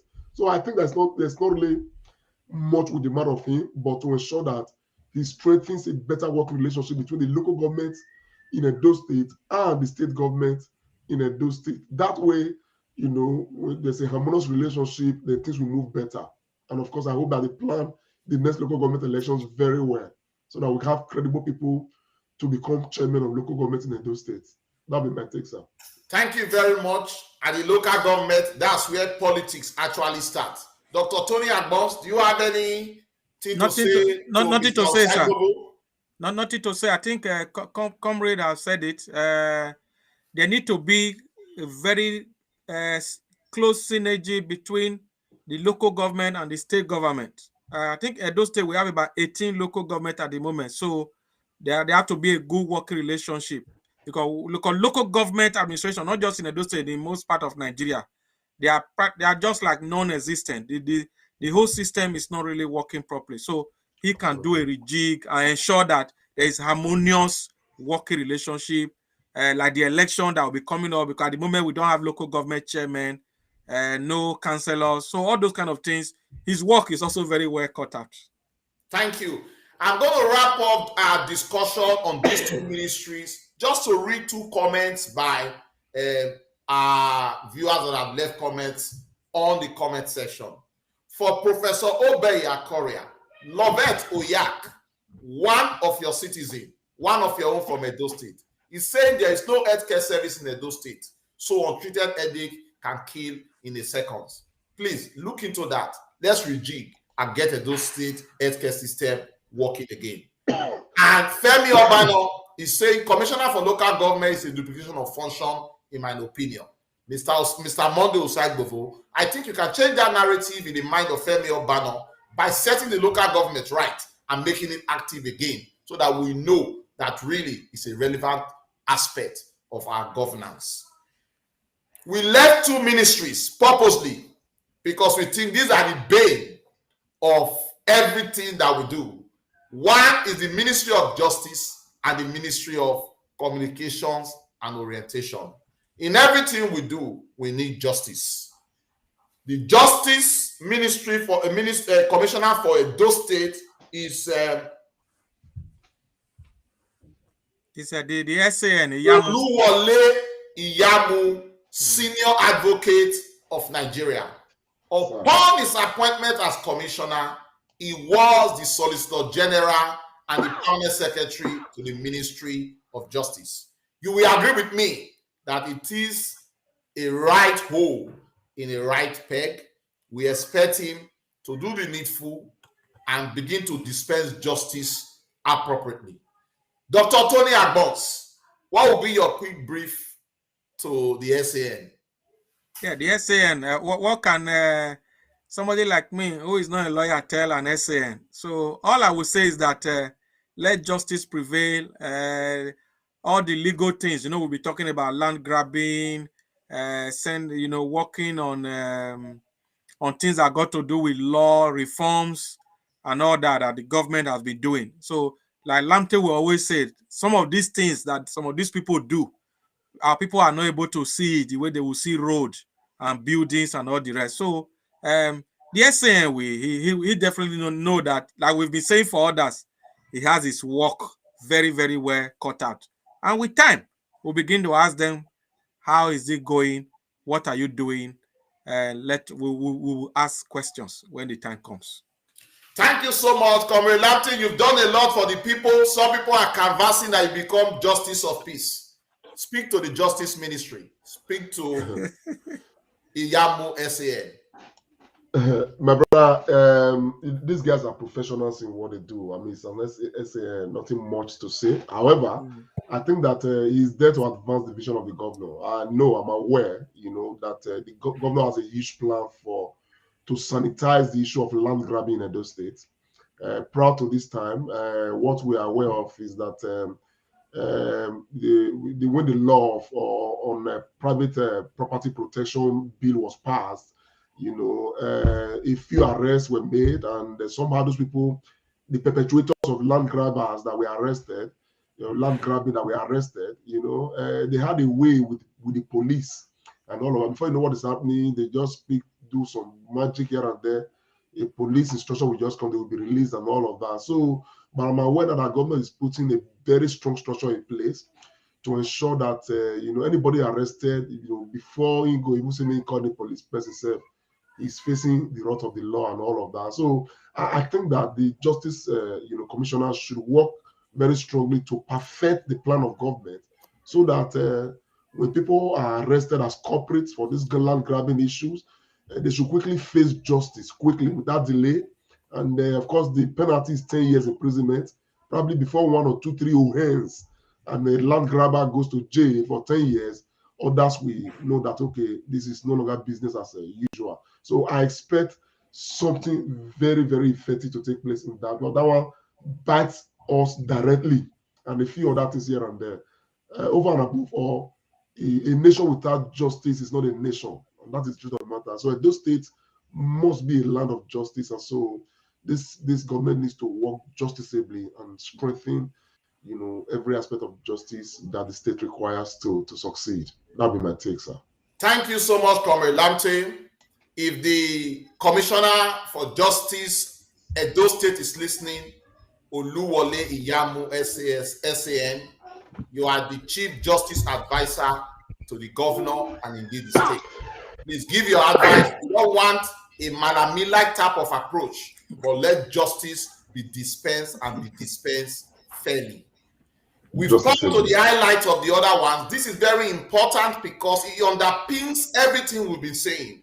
We've cried wolf and fowl, even elephant, if that is in the dictionary. That the things that the government do, many of those in the village, in the city, far away, are not aware. We need proper communications of the activities of government. Barrister Andrew Emata has been given a huge responsibility. There is a gap, there is a vacuum that must be closed. Communication is key, especially in modern day democracy where technology is fast taking ground. My brother, Dr. Tony Agbons, Barrister Emata is a lawyer, seasoned at that. He's now been given this huge responsibility, given the fact that there's been so many complaints that people don't know what government is doing. What will be your quick brief to the Commissioner for Communication and Orientation? Thank you, my brother. And I'm very happy that you have saved this one for last. If there's something that many of us who have been working in the media, have been crying, like you said, we'll be crying wolf, lion, tiger, and elephant about, is that information is not properly disseminated. People don't know what is going on. And I must say this, and the Honorable Commissioner for Communication and Orientation must really understand this if he's watching, that without information, there is no transformation. And if people are not properly informed, they get deformed with misinformation. And that has been the major problem I have noticed with the government since the beginning of this second tenure. And even before the election, it was during the election that most of us started saying during the campaign, that, so government is doing this, Azura, modular refinery, rice farm, Izuchu this or that. So nothing, nobody knew. So I believe that he will put a strong team together. He's very cerebral, because we saw how he was moving around during, really putting a good front for this government during the campaigns and all that. So he must translate that now, so that Edo State people need to know what government is doing. We don't want to just rely just on the governor's Facebook page alone, or the deputy governor's Facebook page alone, or when they release press releases or press statements. They have to be an appropriate media, very well solidified. I know of the Edo Communication Office that have been set up and all that. So he must be able to harness all this. And then orientation. This one is very important.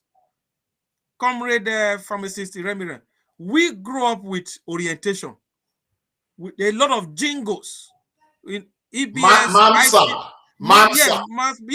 Because when people keep hearing positive vibes, it just form a way. Like we're talking of environment, don't throw rubbish in the gutter. We used to hear jingles those days where we say, not throw away dirty for, those kind of things. So in every aspect, pay your taxes. So all this orientation, changing the mindset of our people, participating in governance, supporting government, praising government when government have done the right thing, criticizing when we need to criticize. All this is mindset, and they will deepen our values and make us the people who we truly are. So this ministry for me is very, very important. So he has to use everything available. He has to put a crack team together People, if they are not properly informed, they get deformed with misinformation. I will stop there. If they are not properly informed, they get They get deformed deformed with with misinformation. misinformation. Comrade Lamptey, this is your area. Talk to those. My brother, it's our area. I think that this is the most important department of this government. This is the most important, arguably the most important. Now, why do I say so? Any government that is working, you must have a very proper information machinery and all of that. Now, I think too that the major problem has been not because that the government is not releasing information, probably because information, the way they release the information from government, standpoint, had always been very elitist. They just issue one release, spread it across some, what's it called, Facebook and WhatsApp platforms and all of that. Now, this information matter needs to be properly localized. I think somebody like Bobby Obayiwan is even alluding to that, localized, so that the ordinary man, okay, would be able to have access, not just have access, we see it, understand it, not from what is written. Not everybody, even if you get patients till they read, communicate or read press briefing, press release, and all of that. So I think that at that matter, and of course the essay on the communication, talking of Crusoe Sagi, they need to work together, assemble a crack team of Edo people that will be helping to break the information down to everybody. For Nigerians, Edo people in Italy, okay, there is a voice of voices they can listen to, they will understand better. So this information will come, okay, as wherever it's coming from, written out in black and white or whatever it is and all of that. Let this information go to those people that have this, listen to some of these voices here and there, so that they can bring, this is what government has said, though, this is what government has done, though, this is what government is doing, though, this is what government plans to do, so that the entire state can truly be carried along. Now, the reason why it is so important is that the people need to be able to appreciate what government is doing, and they need to be able to hold government to account to say, truth, we can verify that you have done this, you have done this, but what about this and this and this you promised? This is very important, because if they say we are creating information structure and they still leave it on, we release one release, is posted on one WhatsApp group or two WhatsApp groups or some WhatsApp groups, another one on Facebook pages and all of that, we are going to remain where we are, because the people who are using this information to set the agenda more or less in those states, they are not issuing press releases. They are not. They are speaking to those influencers out there. They are speaking to those market women and market, bus drivers out there. They are using different people within society to paint the picture that the government is not working. And to that extent, it's all creating a problem of the average person not able to truly assess whether the government is working or whether the government is not working.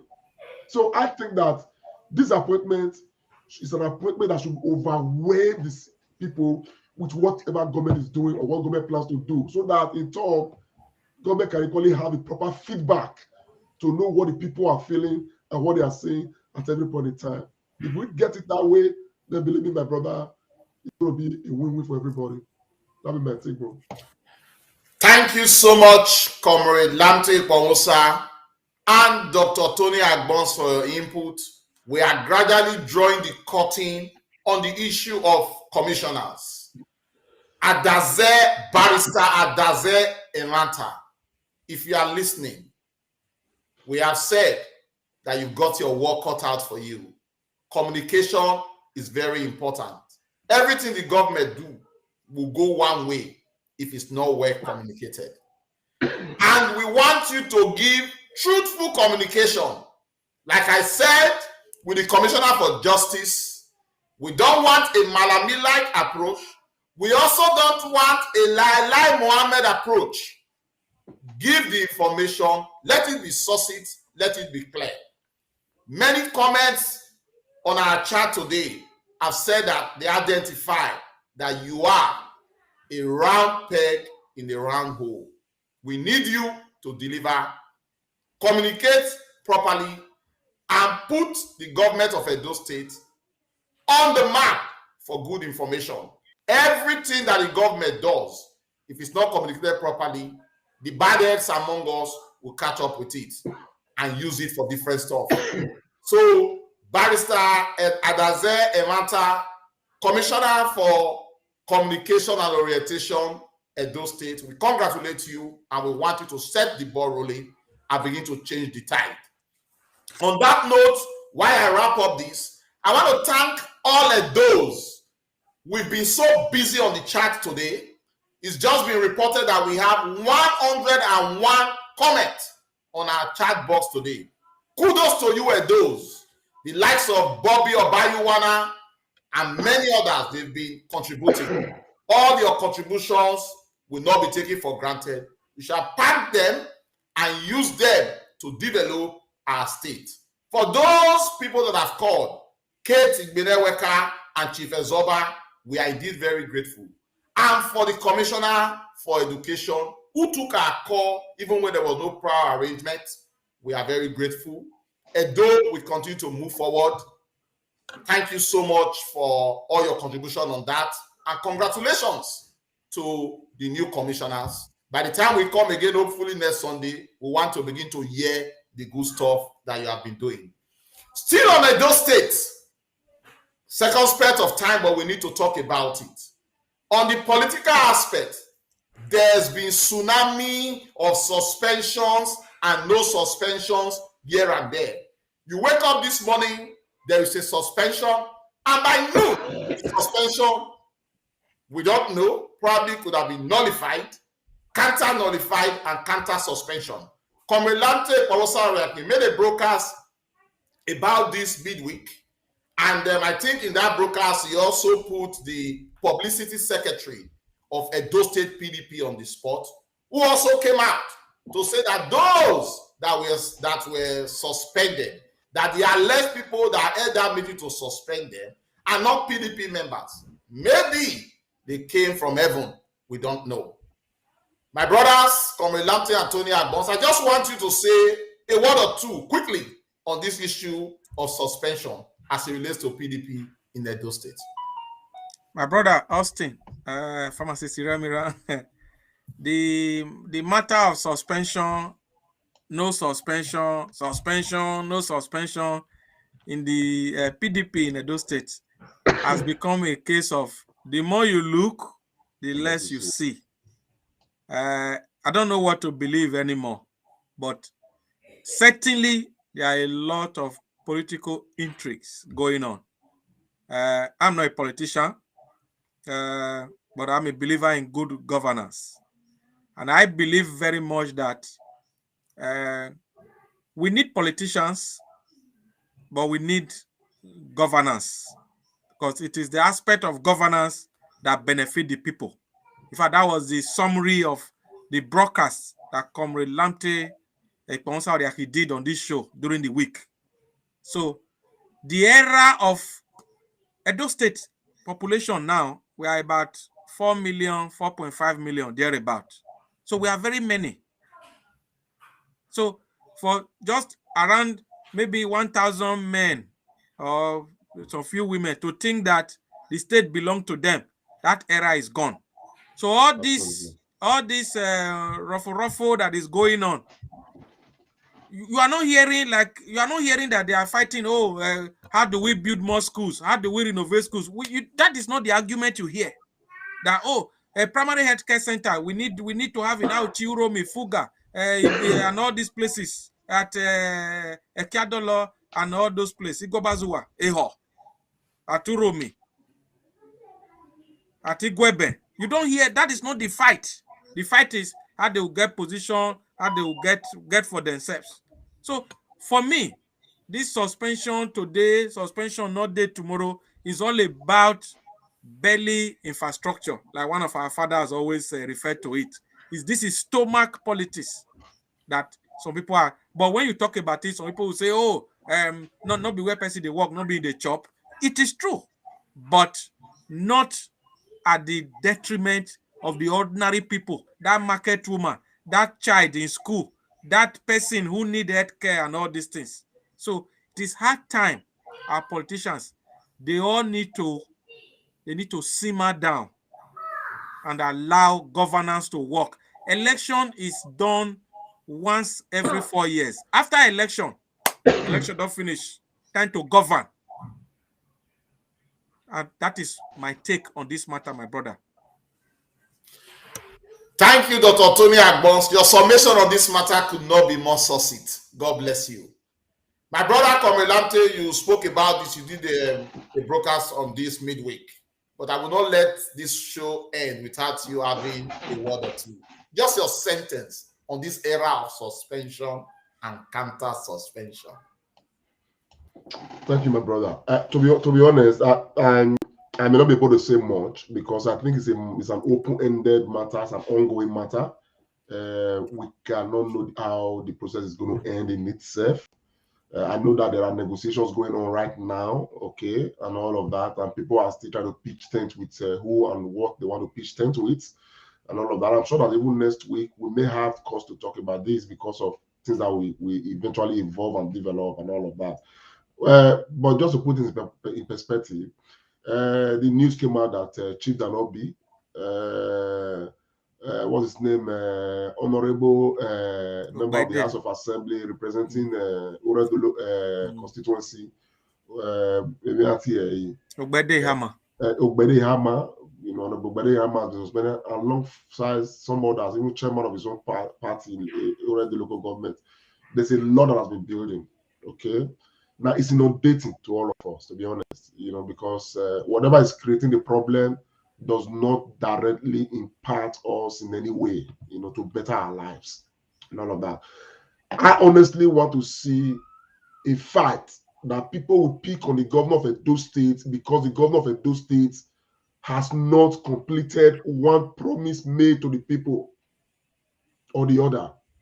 I want to see people fight the governor to say, you promised us, what's it called, Osiomo Power Plant. Why is Osiomo Power Plant not working now? That will be the bottom line of the fight. I want to see politicians come out and say, Governor, we are fighting you because you have not lighted up Edo State. We are fighting you because Edo State is dirty. We are fighting you because our children are not in school. Many of them are out of school.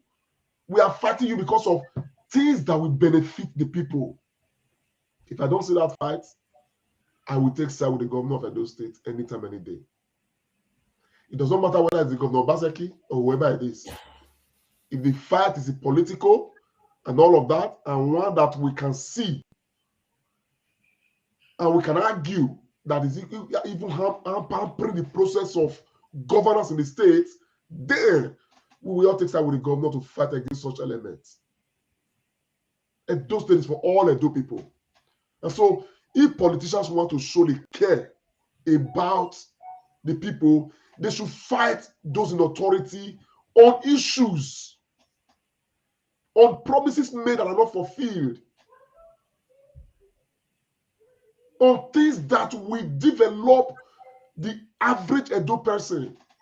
So long as that is not the case, then my brother, I reserve my comments.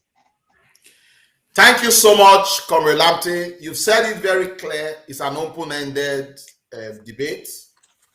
It should all be for the benefit of the people. I wouldn't talk further, but I will just summarize this with the statement by Ogunleye. She's written just for their own interest, not the interest of the Edo people. So we don't care. It's for the interest of the Edo people, we care. We want to see an end to the suspension and a more move to governance for the betterment of the Edo State people. So we'll leave that at that. Time is fast spent. Just before I call on Dr. Tony Agbons, our sports correspondent, word acknowledge and recognize, I just want us to have a bit of laugh, but a bit of seriousness. This week, we heard that a veteran movie czar in the Nigerian movie industry, Chiwetalagu, was manhandled, subsequently released by the military. We heard he's been rearrested again by the DSS, and the statement is just evolving. I know Comrade Lamte did a broadcast on this. I don't want us to waste so much time about it, but I just want to get one or two inputs on the current situation. For me, I think the federal government is being overzealous and is giving unnecessary time to what seems not to be very important. And even the proscribed IPOB, by this action, you are making IPOB even more popular. We should deal with the issues that are real so that we can make Nigeria truly one and a great country. Dr. Tony Agbons, what's your one sentence on this? My brother, I think the federal government, they are chasing shadows and leaving the substance. A bandit, why am I even using the word bandit?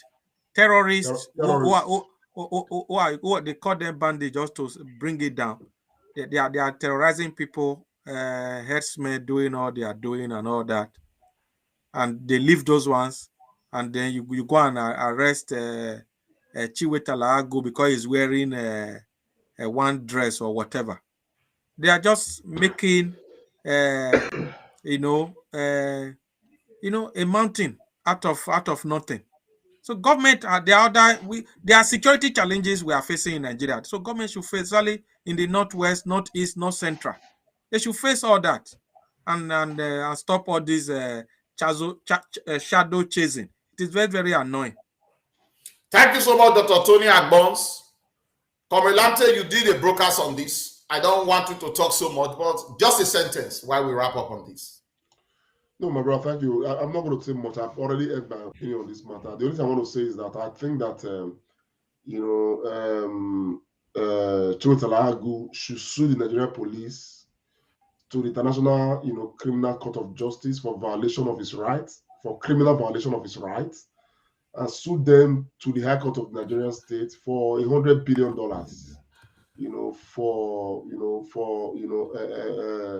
Altering his mental stability as a person, and for causing him a mental health issue right now that he may not be able to cure until he dies. So he should sue them for $100 billion. I take the matter further to International Criminal Court of Justice, because what they have done is criminal, and it should be treated as such.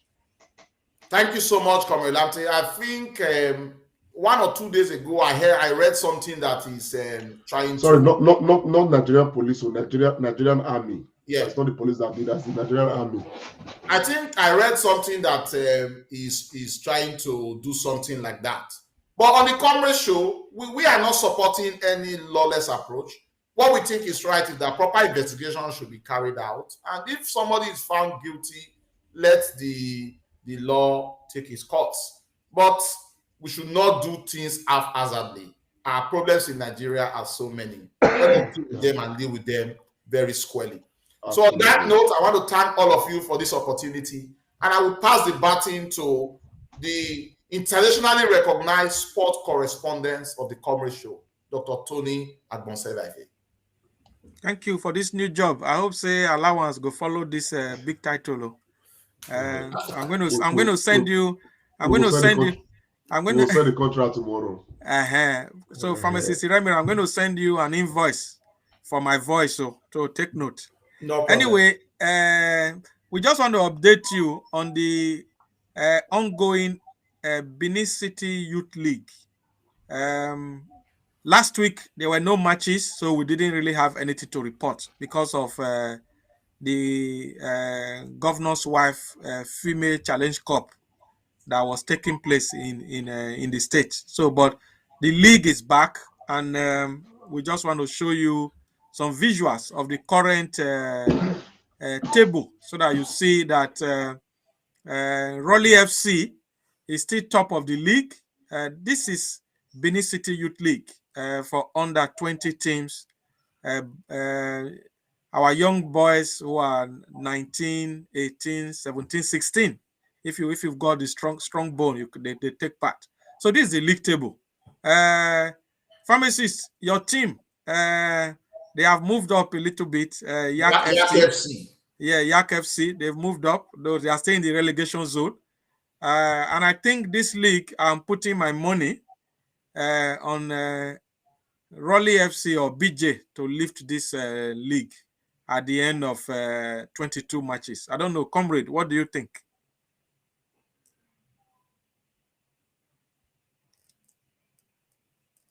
We've lost the audio for Comrade. Comrade, we cannot hear you. Oh, sorry, mate. You know, I think Raleigh FC is doing very well so far, but they've been very consistent. But the thing that seemed to surprise me a bit is Insurance Feeder. You know, Insurance Feeder, I expected Insurance Feeder to do better. You know, after 7 matches, they've actually just won 1 and drew 4. You know, and lost 2. I actually thought that Insurance Feeder, you know, because of the strategic position they are in the state, you know, given that they are a team that the Insurance of Benin rely on occasionally to get, you know, some strength from, they should do well in this particular league. But so far they are struggling themselves, you know, with the relegation zone. But let's see what happens. This is just week 7. We still have a long way to go, so it's not yet to huru for anybody. Okay, so I'll take note of that. Pharmacist, what do you have to say? This league table. What is your permutation going into the new week? It's very interesting. I think it's too close to call at the moment. There's still a long way to go, but I think if I have to put my money, it will be on either Raleigh FC or BJ. But I tip Yak United. I think they will not finish in the relegation table. I think they will not be relegated. They might just be they might be in the middle of the table. I hope that would be at the expense of Insurance Feeder. That's what I'm saying now. Yeah. And again, when we are talking of Raleigh FC, okay, Raleigh FC has actually lost a match. A team that has been quite consistent is BJ. BJ has actually not lost any match. They've had 4 draws and won 3. You understand? They've been a lot more consistent. You understand what I'm saying now? And it's just 1 point that separates the 2 of them. They might spring some surprises. Yes. They might be. So that's why there's a long way to go. Really. Yeah, and it's possible. I'm looking at the table here on my screen. It's possible, but that BJ may just go the entire season undefeated, a new invisible. So do you equally know that the other team that surprises me, they are just so used to playing draw is Inner Stars. Okay, they've won 2 and drew 5. Yeah, they've not lost a match. Do you understand what I'm saying now? So Inne is another, you know, title. It's another team to watch. Yeah. Yes, a team to watch. They're just 3 points shy of the leaders. You understand what I'm saying now? Yeah. So if you look at it, yeah, the boys are working. They are working really hard. And Inner Stars, from the visual you showed now, they have the meanest defense in the league. They've conceded only 5 goals. I think I have to change what I said earlier. I'm going to add Inner Star to Raleigh FC and BJ. My money will be on this. I think it makes it be too close to call, because man, this is we are going to have about 22 weeks. You know, 7 weeks is a lot to Comrade. but again, if you see the points separating them, it's just 1, 2, 3, 4, 5 points. Yeah, which is really you know, it's tight. It's very tight. Yeah. It's okay. Tight. So it's very tight. Yeah. So we look at the team of the week. We can get the visuals so that our viewers can see the team of the week. We have this is a 3-5-2 formation this week, and our coach of the week is Coach Ndubisi Okosieme. That is a name that nobody will say they don't know. This is an ex-Nigerian international. And he's an old boy of my secondary school as well, the grammar school. I know Ndubisi Okoseme. We all know him. He played for Nigeria at the African Cup of Nations, former Super Eagles player. So he's the coach of the week. Congratulations to Coach A. So the goalkeeper for the week is Godwin Victor. Then we have the defenders Trust Oyigbuke, Ekator Maxwell, and Macaulay Godwin. In the midfield, we have 2 wing backs. Right wing back, we have Clifford Ogbede, and on the left is Efe Obioma. Again, Osunde Nosa, he has been in all the team of the week. This is a player to watch. He's there in the middle of the pack. And then we have Samuel Okechukwu from the right side of the midfield. In the attack, we have Uyosa Osagai, Efe Joka, and Young making up the 11 teams. So, Austin, pharmacist, Thank you so anything you can pick up from the team of the week? Absolutely. You know, whenever we come to this segment, I just feel so happy because I always say that one day these names that we are reading out will take the world stage. I was even so happy when you mentioned Ndubisi Okosieme. I've not heard that name for a very long time. It brought very sweet memories. And I must commend 3 people that I've picked out. They've been there week in, week out. I don't know if I'm correct, but I think I am. Trust Oyubuke, Efe Joka, and Osunde Nosa. They've always made the team of the week. This is really fantastic. And kudos to the boys and the organizers.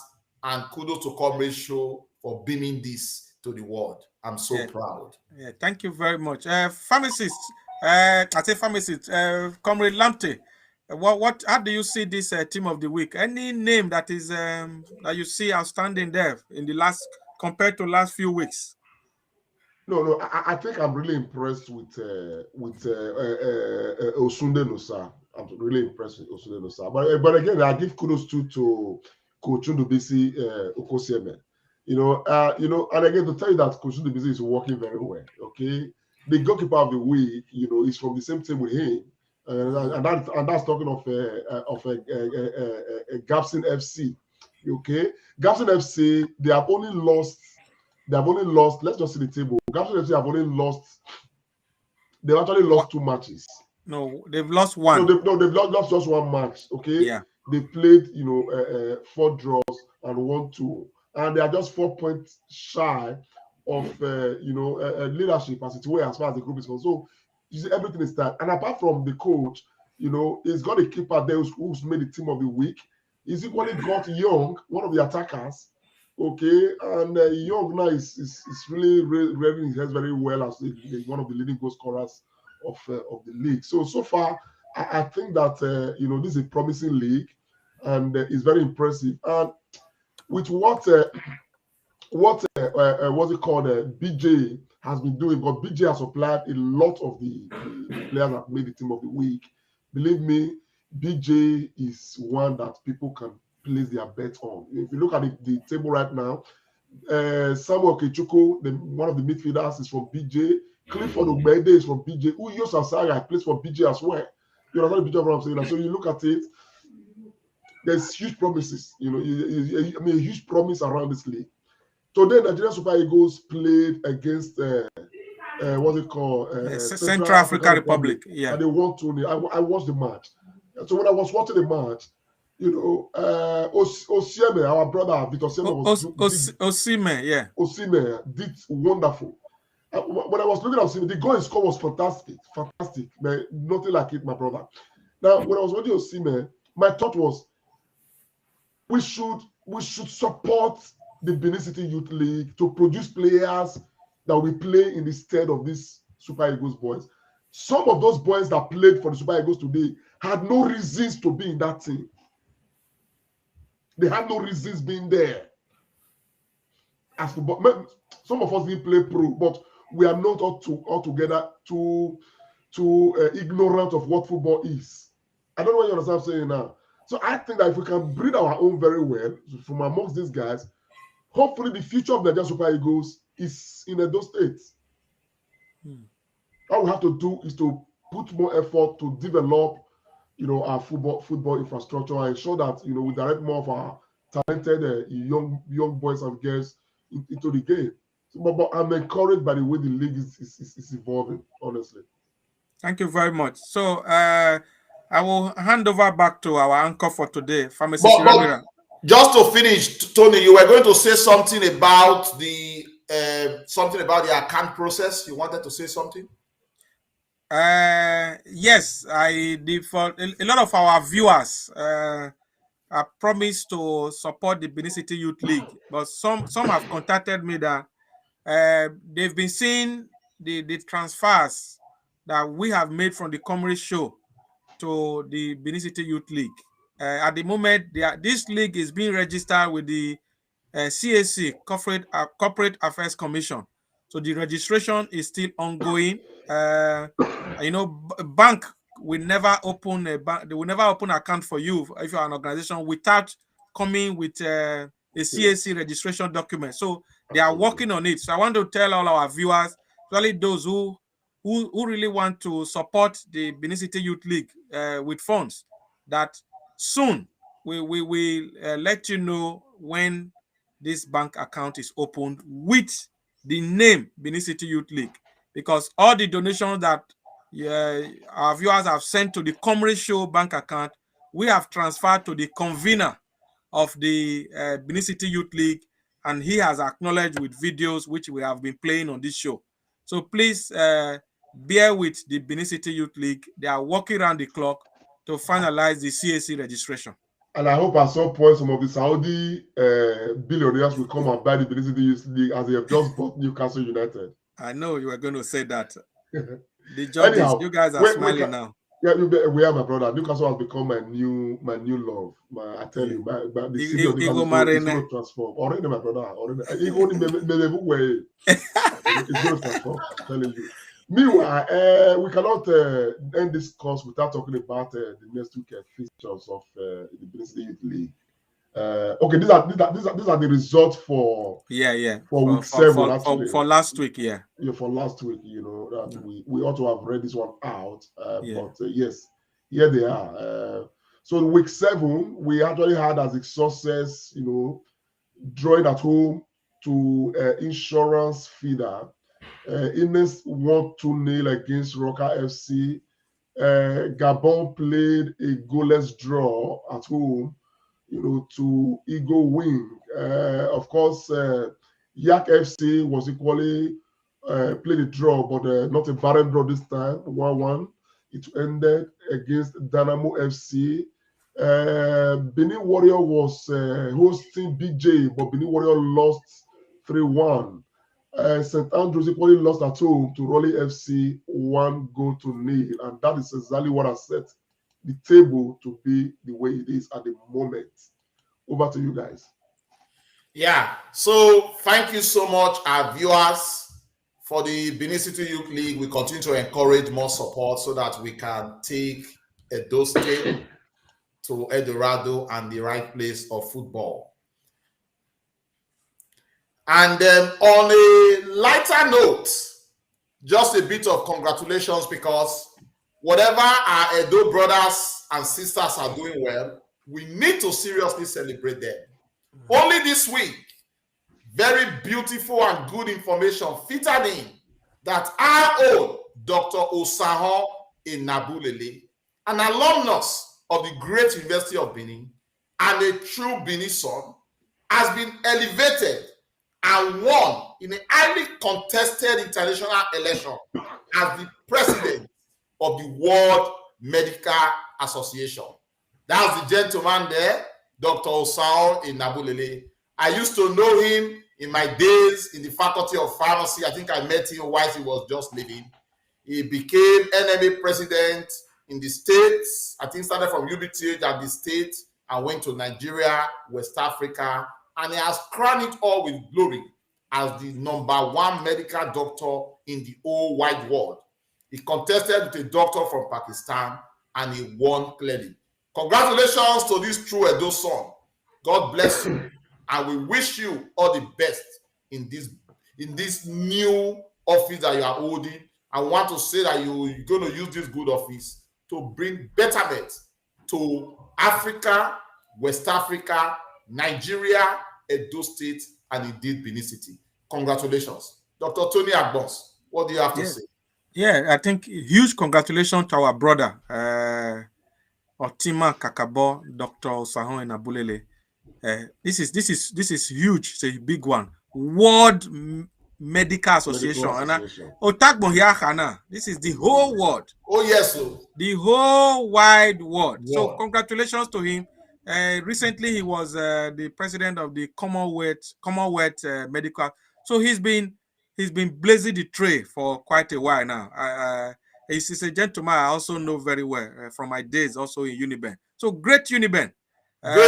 Greatest Uniben. Greatest. So for those of you that didn't attend Uniben, you are it is Uniben and the rest. I know say I don't enter Wahala with this talk, but on a serious note, we need to celebrate. This is a giant step, and hopefully we bring him to this table very soon, and see how, because these are some of the things that can bring international recognition to any place. It is very important. It's not all about criminality and crime and all those things. So when something sweet like this happens, we always celebrate on this platform. Congratulations, Dr. Inabulele Owese. Thank you. Comrade Lamptey, what do you have to say to this Okpeoba? It's about Mataki. Look, honestly, I think Dr. Saho Inabulele has done us proud, honestly. He's joining the array of so many other Edo people doing very well to put us on a global map. This is a very wonderful feat. Of course, we cannot keep quiet about it. And of course, it's become a model to very many Edo people. And like Dr. Agbon said, these are some of the things that we need to sample and equally teach our children, place as huge symbols across the state. Let the growing child know that the person who is the president of the World Medical Association is an Edo man, so you can equally be the same tomorrow, even better. Just like we have this woman, Ngozi, well as the WTO president and all of that, director as it were. So these are exemplary, characters as it were. So for me, I honestly, doff my hat for this young man, Dr. Inabulele, for this huge feat, and I pray God to grant him the wisdom to lead the association and lead it very well. People are actually speculating that this one just shifted away from Inabulele now. That I'm not so happy now, but yesterday I felt some joy when I saw it on Facebook flying around that this young man beaten by Tyson Fury at Deontay Wilder. Deontay, that is a Benin man. I was very happy, but they don't beat Benin man like that. I go here the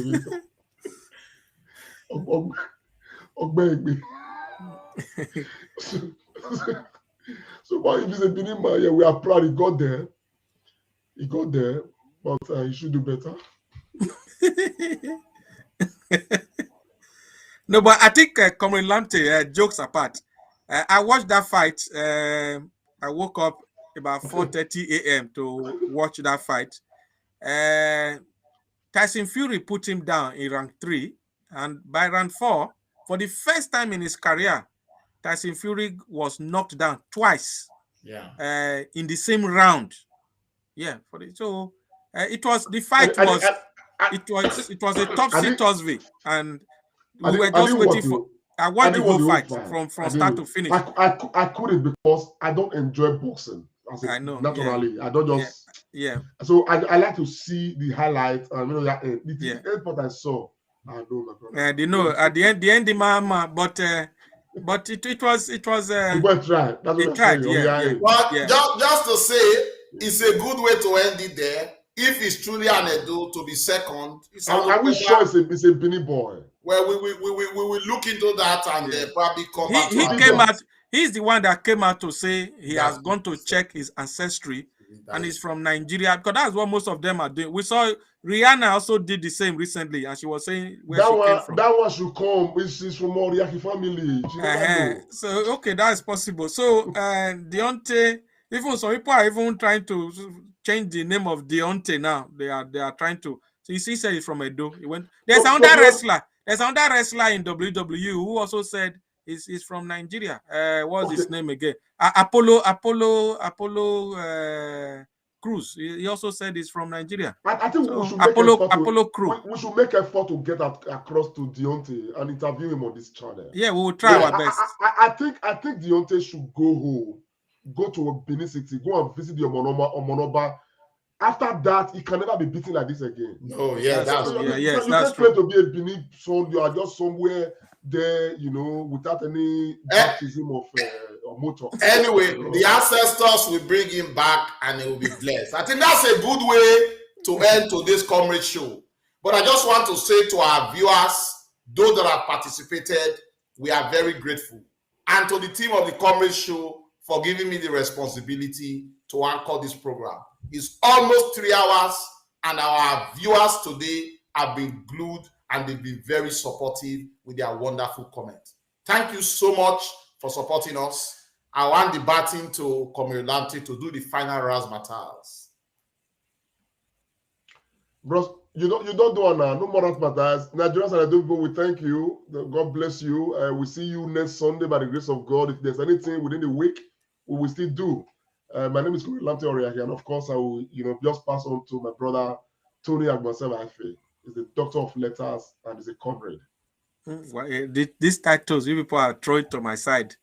Huh?